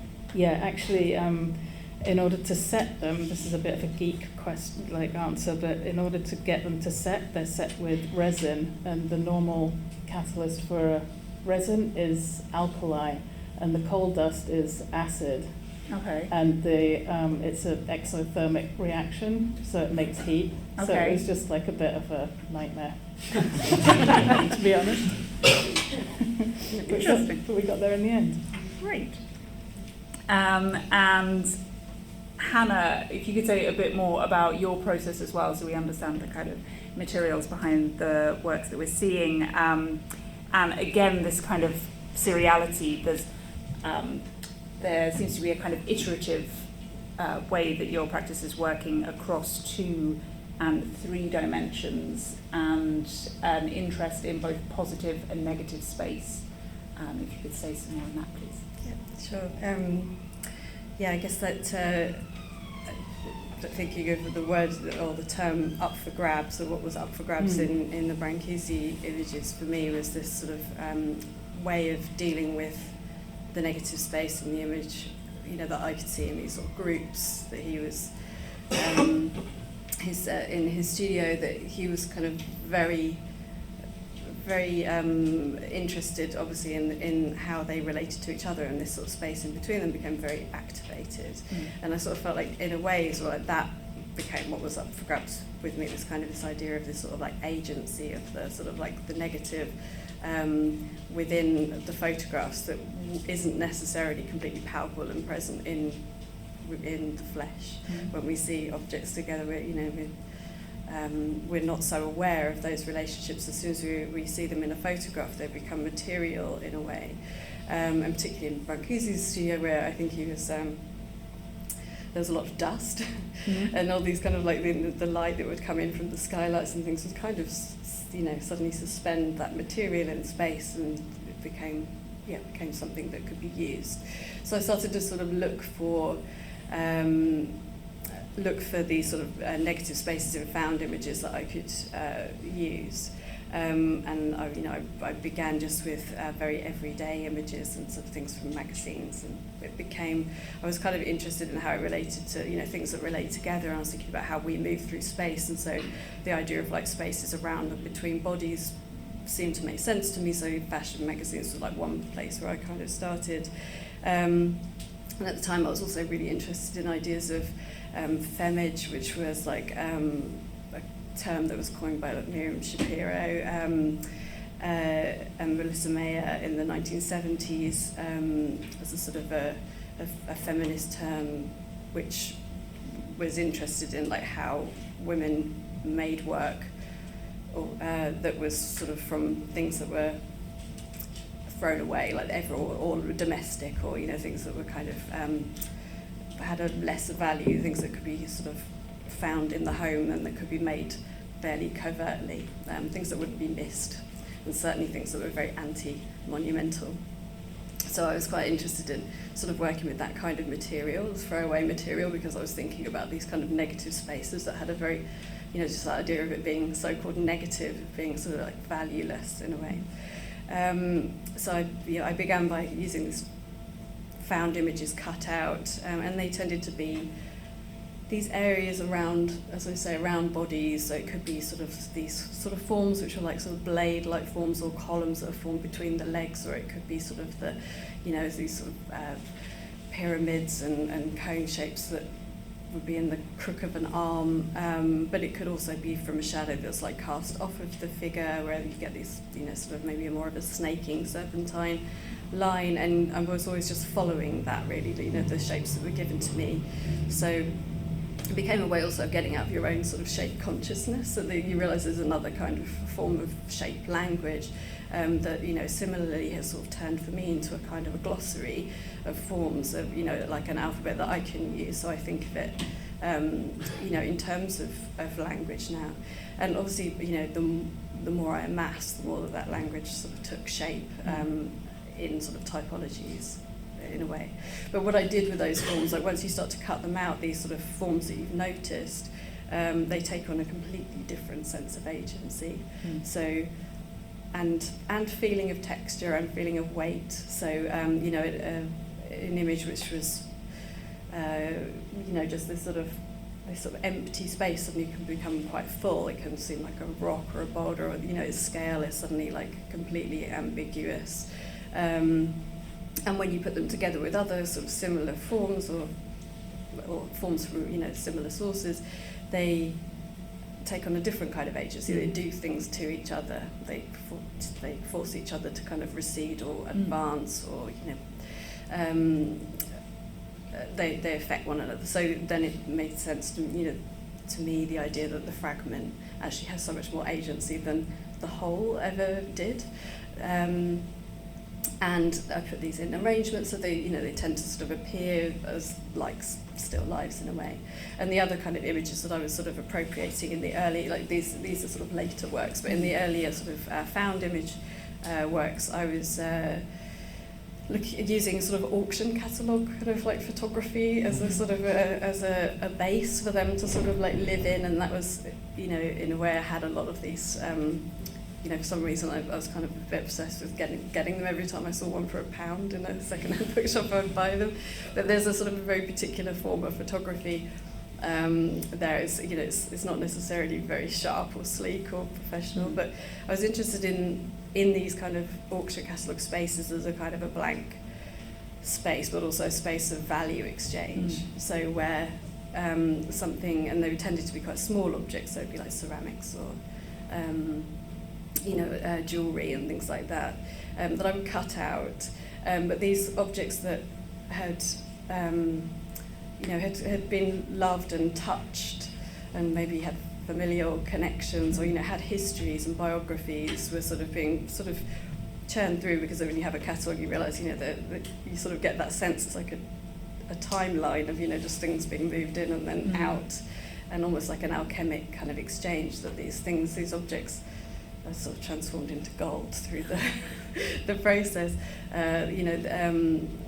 and so I was kind of interested in using that sort of transformation space to kind of like activate whatever was happening with these fragments.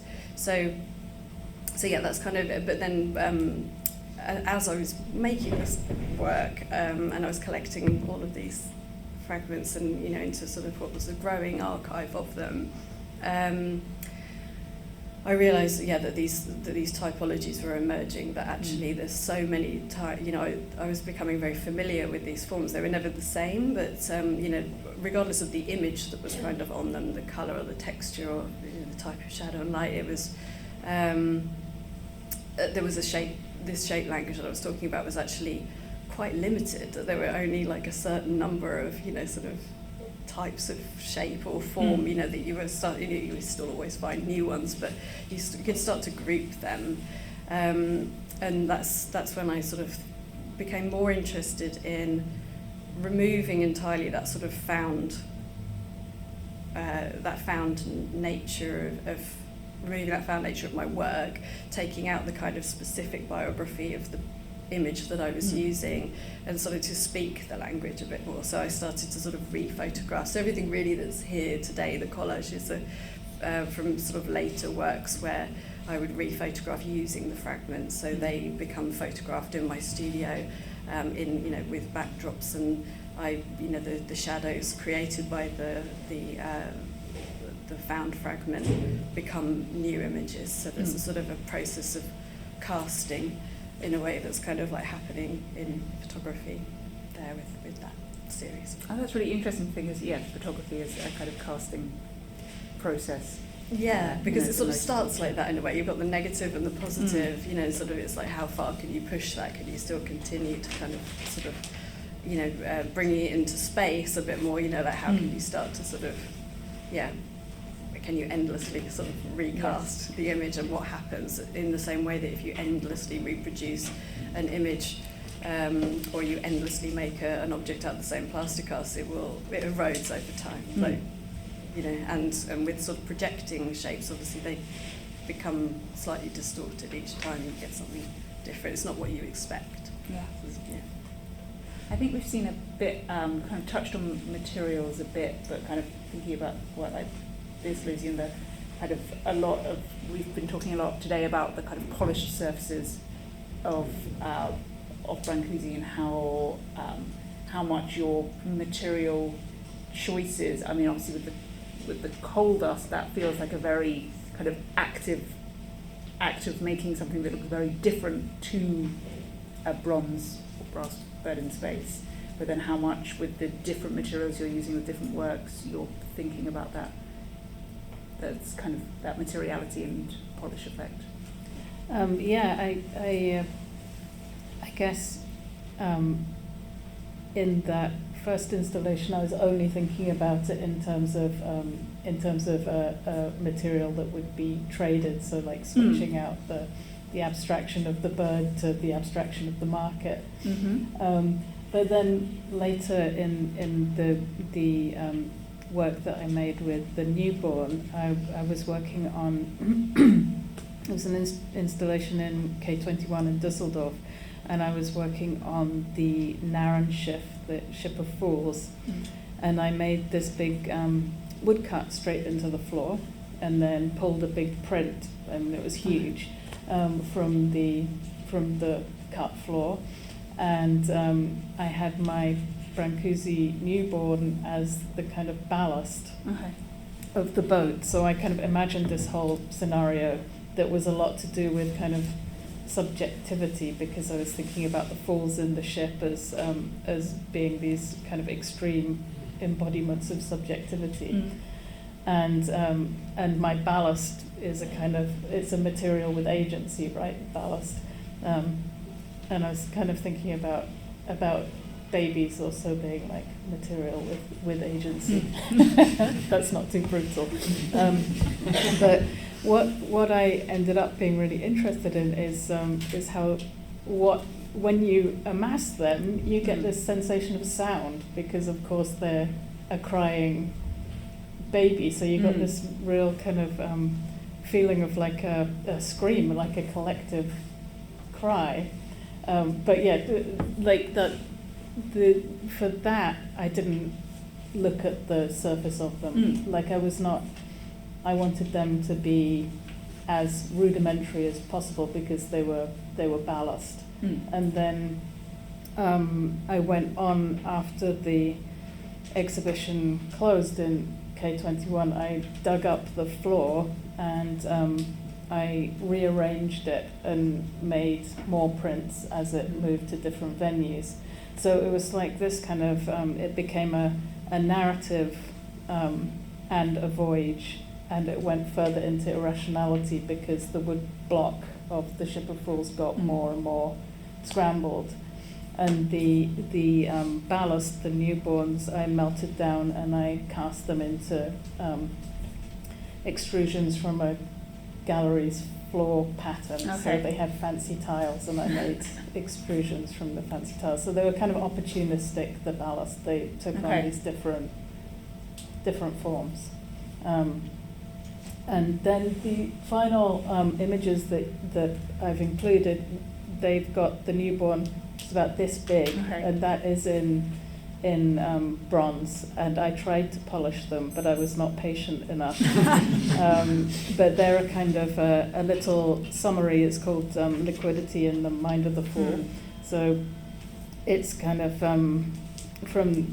it's a kind of glossary to this whole process of the Ship of Fools moving to these different venues. The newborn becomes like my protagonist, and also a kind of fool thinking about the water. So like how the water would appear to the fool, but with this also kind of overlying thing about liquidity and money and abstraction and markets. Fantastic. Yes, that was incredibly layered in a way that I thought it was going to be a simple answer, but no, sorry. Anyway, and Hannah, I'm kind of thinking, as we're looking at your images and thinking that kind of I feel like sometimes you get the kind of illusion that you're looking at wood or marble, and how much of that is just coming from our kind of expectations of this sort of imagery, as opposed to what is actually, I mean, you've described the process of what we're actually looking at there, which is something quite different. And yes, how conscious that is. Yeah, I think, I mean, it's interesting what happens to, as I said, to that idea of the fragment. Once you cut it out, your mind starts to sort of tell you that you're looking at something very different to what it was originally, and that can be through a lot of the time through refractions of light on the surface, through the way that the shadow kind of creates a volume, and the way that the sort of dislocation of scale tells you that one material might be another. So sort of paper becomes stone, or so on. I mean, I was very drawn to sort of the way that and coming back to sort of Brancusi again, but this kind of way that the way that the material could become immaterial and then back again. This idea that light, using the polished surface, kind of made the form almost disappear and become light, or made the light thing appear solid. And so I use quite a lot of light and reflective fabrics sometimes in some of my works, in order to intentionally kind of use light to those light refractions, or choose the area that has like sometimes a mistake, like the way that I've lit it, not being quite overlit in some areas, overexposed, using that kind of photographic anomaly, somehow putting that with another image suddenly makes the image glow from inside. Like, so I'm kind of often sort of thinking about how you can kind of like direct light around the image and create often quite contradictory kind of lighting sources within the same image. Because I'm working in collage, this is one of the things that you can do, and that obviously that doesn't have to correspond with the like realities of photographing an object in space.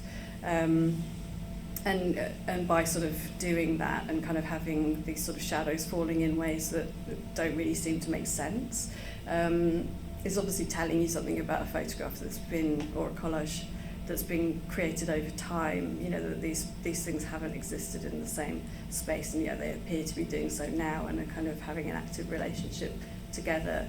And I'm quite interested in how sort of materials can do that and tell you things about how they've sort of come to you over time and through various processes. I use paper a lot, like paper and clay are like my two sort of primary mediums really, and within the sort of photographic, the collage images, you're obviously seeing them as paper, but they've had lots of sort of paper backdrops and various sort of painted forms like within them as well, embedded in them. But both of those materials are things that kind of have a big relationship to memory, and they hold memory, both forms of material, often in quite annoying ways, because they have a material memory. And it's interesting to like hear the quotes that we've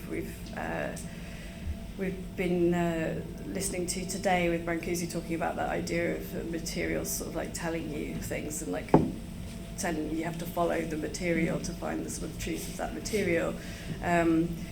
If paper gets moisture in it and it wrinkles, that will never come out. So you have to sort of work with those things. It breathes. It's quite elemental.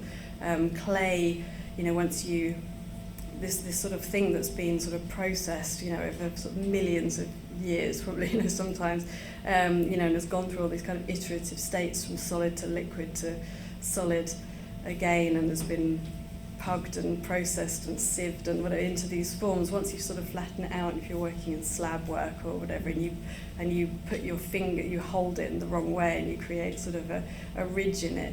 It doesn't matter how much you flatten it out again. If you think that you've got rid of the mark in the kiln, it will warp because it has this sort of clay memory that will come back. So you have to completely reprocess the material again to sort of think that you to get that out. So I'm kind of, I use materials that sort of consciously that kind of, try and derail you all the time when you try and make them do things that they don't want to do, which in making sort of works that, you don't really want them to curl that much, but then when they do, they tell you other things about the work that you're making, I think. So I think what I find interesting, kind of looking at these images and with some of the shows that you've already have spoken about, you clearly made very, it's a stupid thing to say, but very active choices about the installation of those works and then the photography of those works. And that's something that we've been talking about all day with Brancusi and how he was bringing works together and then photographing them. And we've had a lot of talk about plinths and pedestals and heights and those kinds of shifts. And I was wondering if you could say a bit more about the shows that we have the install shots of and how that has worked. Oh, brilliant timing! Thank you. I feel like all of my work is in some kind of tension between 2 and 3 dimensions, but I feel like I am primarily a sculptor, but it's like the sculpture's been dragged through the graphic and then has like materialized as something that's maybe like problematic or has arrived with a kind of question.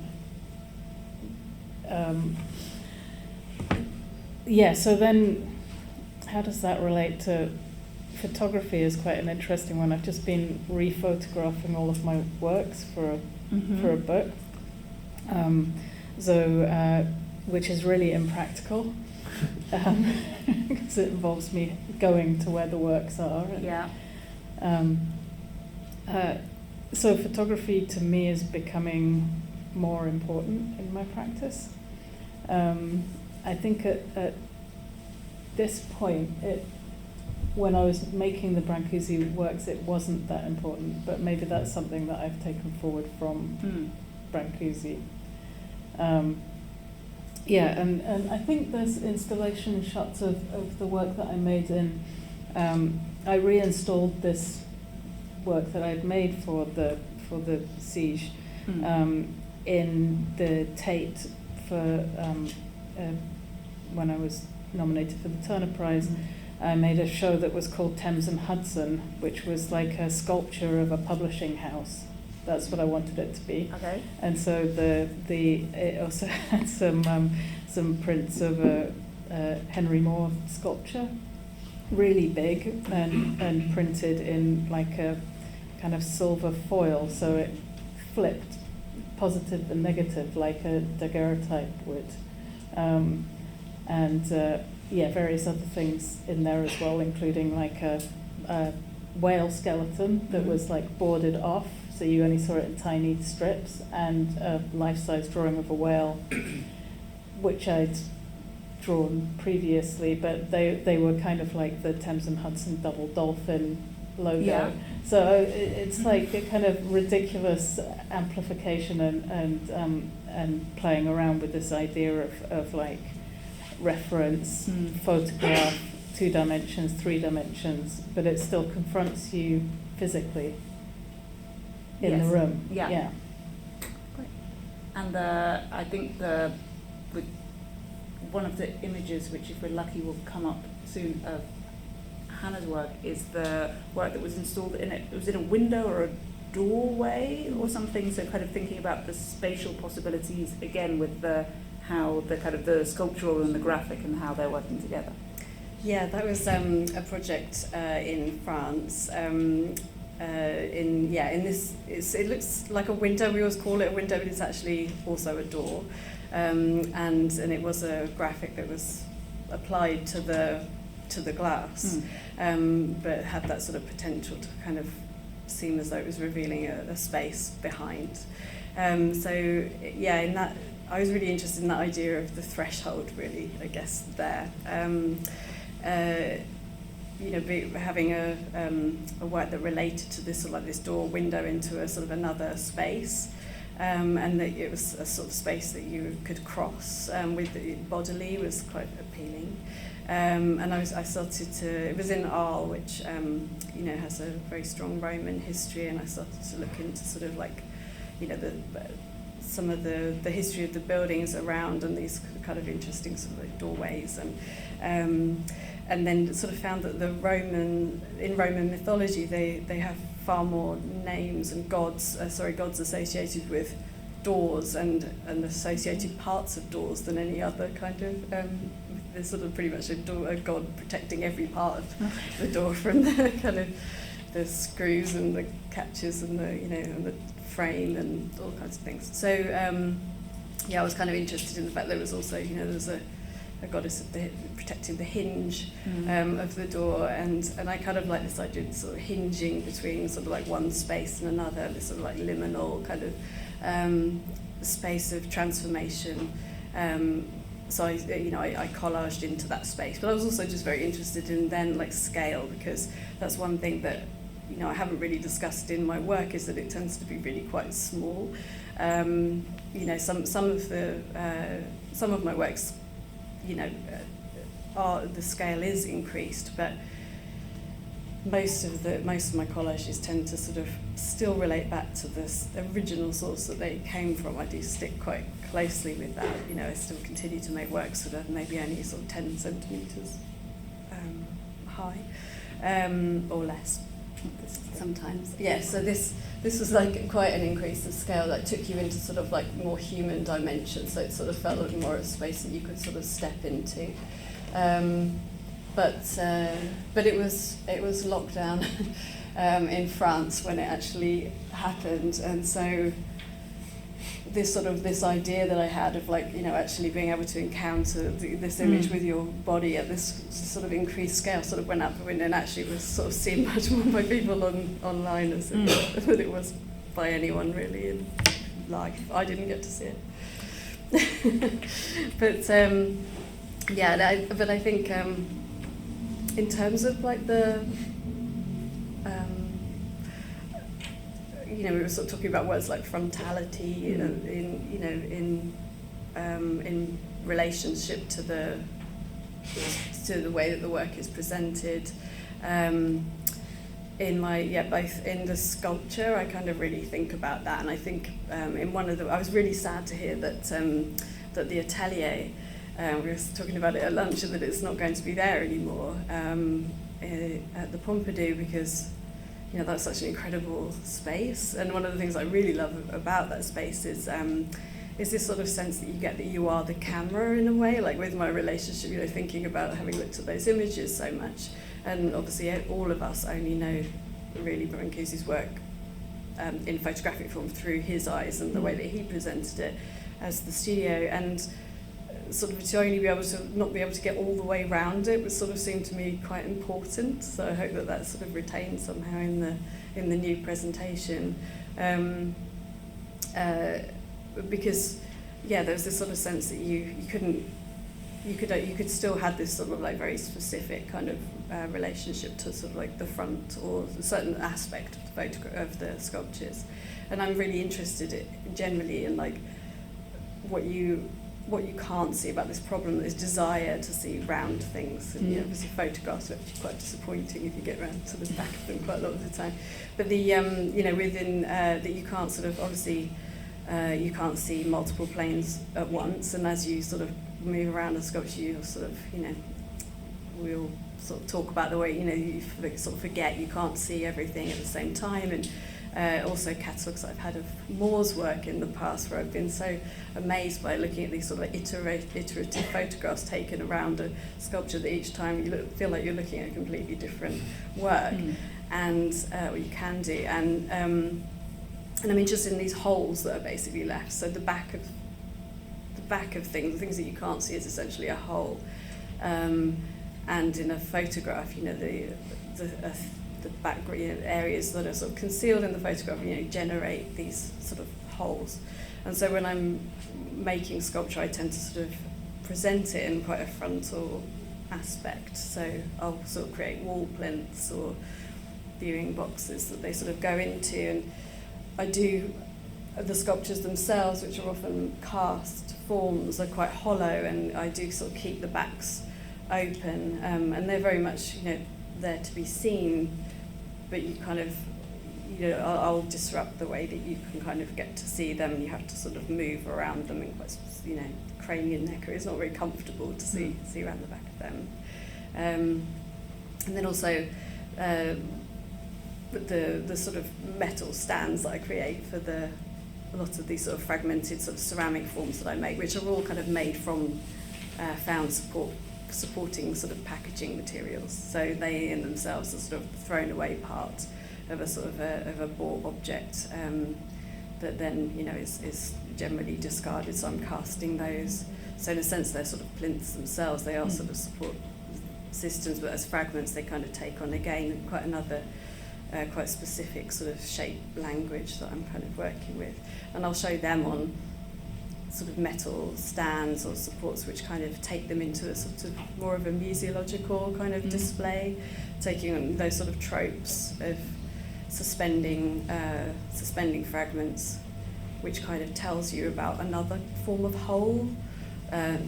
A hole with a W, which it came from, but also like a hole that like fragments create holes because they tell us about the things that are missing, or they tell us that something is missing, and then we have to. So they become quite active objects in a way, because they say they show us this gap, this lack, and suddenly they become quite important for doing that. So that's where that sort of plinth system comes from. That's great. I think I'm conscious of making sure that we have some time at the end for audience questions, so do start thinking. But I'll ask one more thing about whether this kind of this engagement with Brancusi, you said a little about how you're kind of, through photographing your works, you're maybe thinking about how that kind of process of self-documentation, but are you still kind of actively thinking, or do you feel like you've kind of assimilated this language, this alphabet of Brancusi, or whether it's something you're still kind of actively going back to him, or whether it's completely within you now? I think that I'm somehow really fascinated with and thinking about his titles. Like they seem so kind of contrary, like you and anti in some way, like, and they challenge categories of things. Like you can't have bird and space. Like it's something that's not usually language works that it gets taken out of the world kind of complete. But this has like got some of the world attached still. I'm thinking about his. I guess like more generally, I'm thinking about language and how it functions in relation to objects. And I've been reading this Carl Einstein essay about Neolithic childhood, which he's talking about Arp's works and how there's this kind of divorce from the world that comes through naming objects, that it kind of takes them out of the mud, he says, and defines them. And Brancusi seem to stick, some of the mud comes with them. Yeah, absolutely. So I'm interested in that in particular. But also his desire for his own works. I love that. Like he's like, I'm going to have them still, and I'm going to photograph them. And I feel like that's like less to do with documentation and more to do with just being his own fan, you know, which I really love. And also maybe a kind of acknowledgement of the works, like being usable, like that they have this quality that you can articulate things with them, and he can articulate things with them, so therefore he needs to keep them. Yeah, that they had a purpose and function for, and the kind of in the space of the studio. We were talking earlier about the kind of him, if he was selling something, he had to make another one. Yeah, because it couldn't possibly go because it needed to still be there. Yeah. Yeah, so they were sort of really sort of felt like they were telling him something that was sort of endless rearrangement, and there was always something there to be learnt somehow from these subjects. Yeah, I think for me, I think just actually being here in this conference and sort of thinking about it and looking through the works, I think it was really interesting just to sort of think about how influential it has been, but also to really look through the work and think about what I took from his photographs, and listening to everybody's amazing talks today. I think it sort of makes me realise that there's still so much more to be taken from it, and I think that's what I've sort of realised in the work, that not only is it sort of a touchstone and I owe it a debt, but I think there's still more to be gleaned. And that kind of mutability that we've seen today, of that you can what you need to find, you can probably find somewhere in Brancusi. Maybe that's the perfect point then to open it up to questions from the audience. Go ahead. Do we have a Lucy? I really hope this comes out right. But I saw your piece Siege, and was actually, as somebody who almost reveres Brancusi, I was quite offended because it seemed to me that you'd removed everything that I love about Brancusi: its uniqueness, its preciousness, its you'd certainly removed the surface. That says a lot about the value of the original work, and I'm interested to know, because having heard you speak, obviously you're not coming at it from some kind of derogatory viewpoint. You've got a lot of respect for the original work, but you have kind of devalued it and made it into a multiple and worked with those ideas. I wondered if you've got anything to say about that. No, I appreciate it. Yeah, no, fair enough. Yes, it was not my intention at all to replicate an actual Brancusi, but more to use the shape as something that could be kind of purposed in different ways. And my scenario is not a optimistic one, like that Siege installation was quite violent, and it was a kind of a sculpture of an emergency. So I wanted to use that Brancusi form in a quite fragile way, even though it's such a strong form. Like it flipped between being like protagonist and fuel, and like those kind of I don't want to anthropomorphize it by saying dehumanizing, but I think like the installation that I was making was about capitalism, I think, and about resources and about status and also about more abstract things to do with exchange and to do with value. So yeah, I suppose I was trying to make something that was like a kind of compression or an emergency, rather than something that was like an experience of seeing a Brancusi in a gallery. That's interesting, because you've in a way taken away yet another thing that I love about Brancusi, and that's the serenity and calmness of the actual objects, and you're repurposing that as a much more, as you say, violent and pressured emergency situation. That's very interesting. Thank you.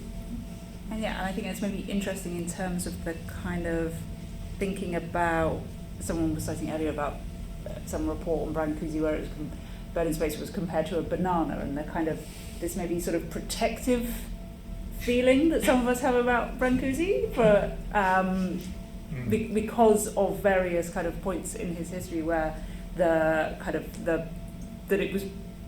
that work was attacked in a certain way, that about kind of multiplicity and representation and preciousness, and was the material precious enough, that those questions are kind of implicit in how we think and esteem Brancusi today, and so the kind of it's those aspects that are taken out feel is clearly had an effect. Yeah. I mean, I am a huge Brancusi fan. Don't get me wrong, but I think there is something about that they were mistaken from like banister rails and customs, and like there is a kind of ambiguity to them that maybe I felt opened them to being presented ambiguously in this scenario. Yeah, I think there's an interesting dialogue between what you're doing and the original objects, and one kind of amplifies the other, perhaps. You know, the fact that you say you respect him, well, you're respecting him by saying, look how much I'm taking away, and still there's something left of interest. And so, yeah. Yes, I do actually have a question myself. So I find it really interesting, this idea of like making reference and what you can take and what you continue, especially like the two-dimensional graphic and the three-dimensional interaction. And I guess like kind of continuing this reference, and maybe a bit of a challenge, is that I've always kind of seen Brancusi as like the ultimate puzzle piece. The ultimate puzzle where so many things are interconnected, and there is that play. And I think in your work it's to having that gallery view, you've got the box and they're all set in that negative space and that physicality of the negative space. And then like the siege, almost like a thought scenario, and the materiality coming to that question is not kind of taking the puzzle further, and I think that's a part of going from artist and artist to generation that does kind of develop. But I guess really I'd be interested to know whether that kind of idea of a puzzle I think like you said about almost them serving as like an analogy, an example where you can make these thoughts and arguments physical. Is that something that you find within your work? That you talk about this hinge between this physical space that you're clearly having to deal. I mean, we talked earlier about like an art historian's role and an artist's role. And I guess in this conversation, we can clearly understand that it has such a value of how these things interact, but in a physical space as well. And is that resonant, do you think? Yeah, I mean, I think the idea of a puzzle is always really interesting, and it's really great to think about sort of Brancusi's work as a big puzzle that he was sort of trying to sort of solve, perhaps all his whole life. I think one thing, you know, with the analogy of a puzzle, it's kind of thinking about there being, generally with a puzzle, there's one result, right? Like you're supposed to, you have all these pieces and you're supposed to like fit them in to sort of find the answer, and the answer's kind of predetermined. And I think sort of the flux of like Brancusi's work was that I don't know if you ever really felt like he got to the answer. I don't know, like this idea that it's still at the end of his life, he's not making things, he's still moving everything around and sort of like finding new combinations. So it's a kind of it's a sort of a playful aspect, like it's kind of bringing it into the sort of realm of a game, like with your like a thought question. experiment, like how many foxes cross the bridge and how many can you get back, and then it's like, I think that's kind of where I was going. Like, the idea that there is, as if someone approaches the work, there's multiple answers, and I think especially even like you say with the alkaline and the acid, and even in the physicality of it, there is that kind of, well, how do you get to a result, and there's that challenging process which comes with sculpture. So I was just interested by that. Yeah, fascinating question, definitely. And it brings in lots of things, you know, like archaeological kind of questions, this idea of refitting things, you know, finding sort of fragments and sort of do they, you know, can you sort of like refit and recreate sort of like that sort of wholeness, or is more of the, is there more agency in just sort of thinking about how everything could be sort of reassembled in different ways? I think it's, And I think also taking from generation, like being able to then adapt that to serve a new purpose as well, so. Yeah, definitely. Thank you. Question up here? And if you want to say something. Thank you. It's more a comment than a question. The theme of the studio being worked upon reoccurred throughout the day. And from what I know, Brâncuşi had very few exhibitions in his lifetime and even afterwards. And the studio seemed to be the place where he worked and reworked the continuous exhibition, where he worked and reworked his sculptures. And I also find it quite revealing that he left the studio as a legacy. It's a French statement. He left his work on the conditions that the studio is reconstructed in some form. So it feels almost like an endless thing, and maybe that's his work, in fact, this kind of the endless reconstruction of his works as a studio. Sorry, that's really a comment. Thank you. That's wonderful.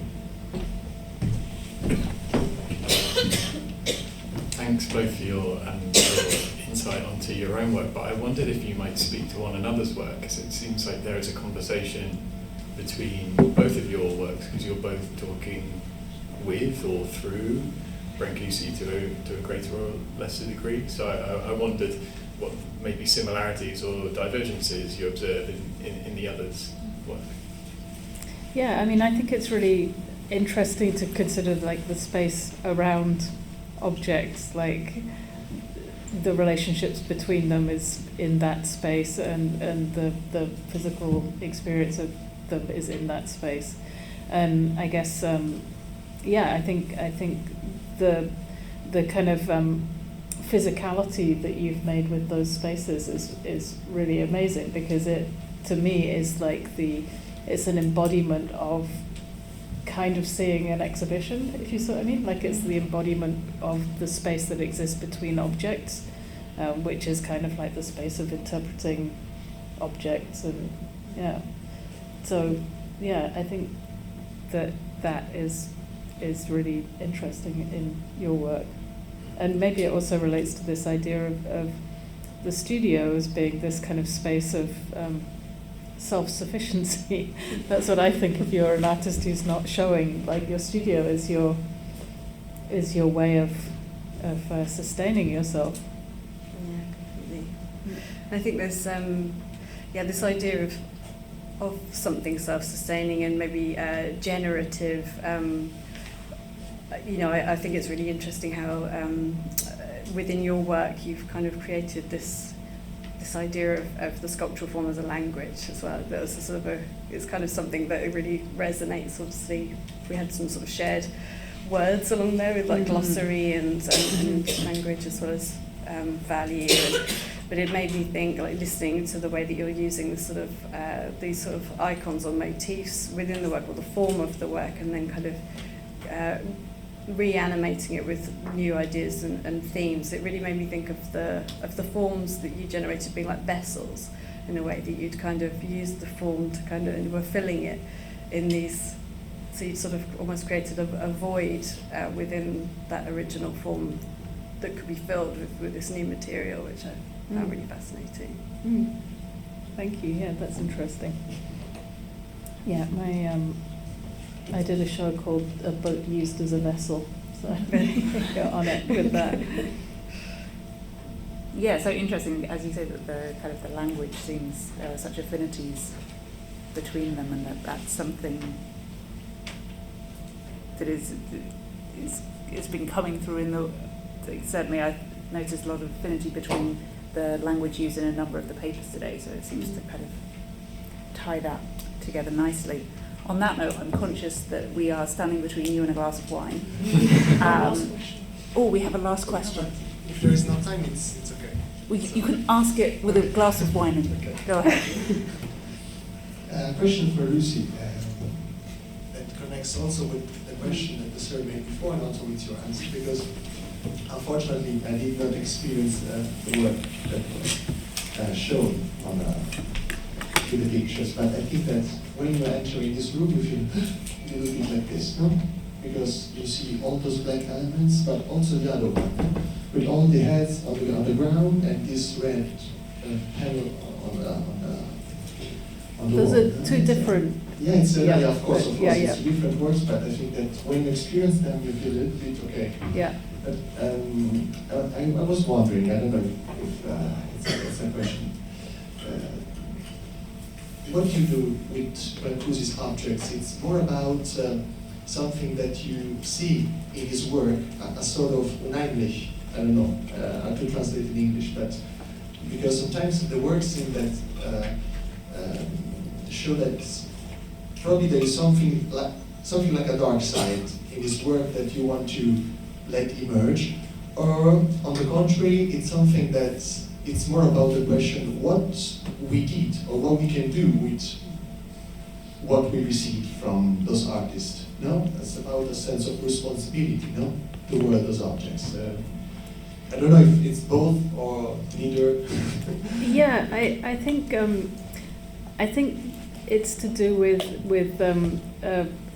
reproduction, like that I encounter so much artwork through reproduction, that kind of amplifying them or multiplying them is a response to that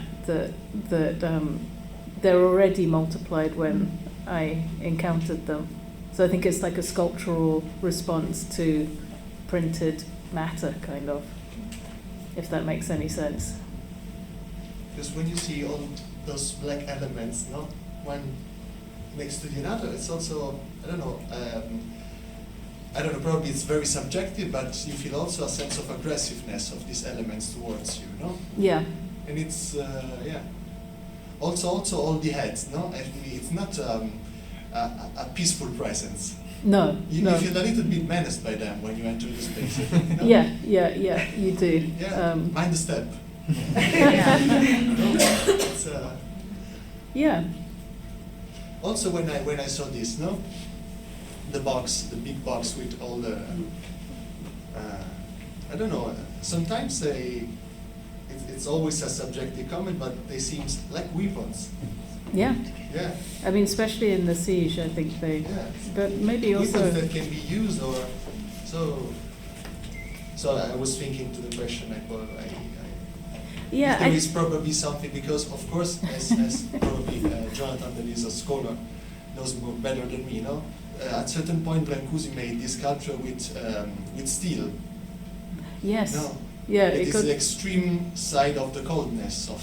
It's beyond methods, beyond surface, beyond sensibility. No, so probably there is something also in Brancusi that has to do with industry, with what industry would have developed after the moment. I don't know. Yeah, that steel one was described as part baby, part ball bearing.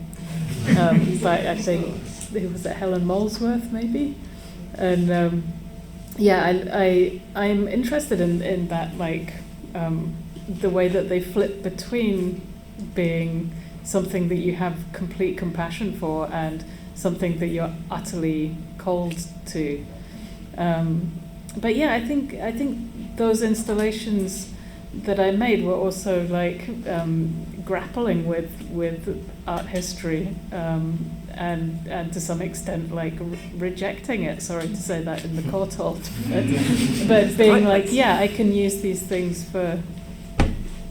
I don't need to revere them, but I can use them in a way that perhaps I'm less aggressive now. But yeah, I think I felt like that I wanted to do something that was disruptive. Fantastic. I think with that disruption, we will have a round of applause for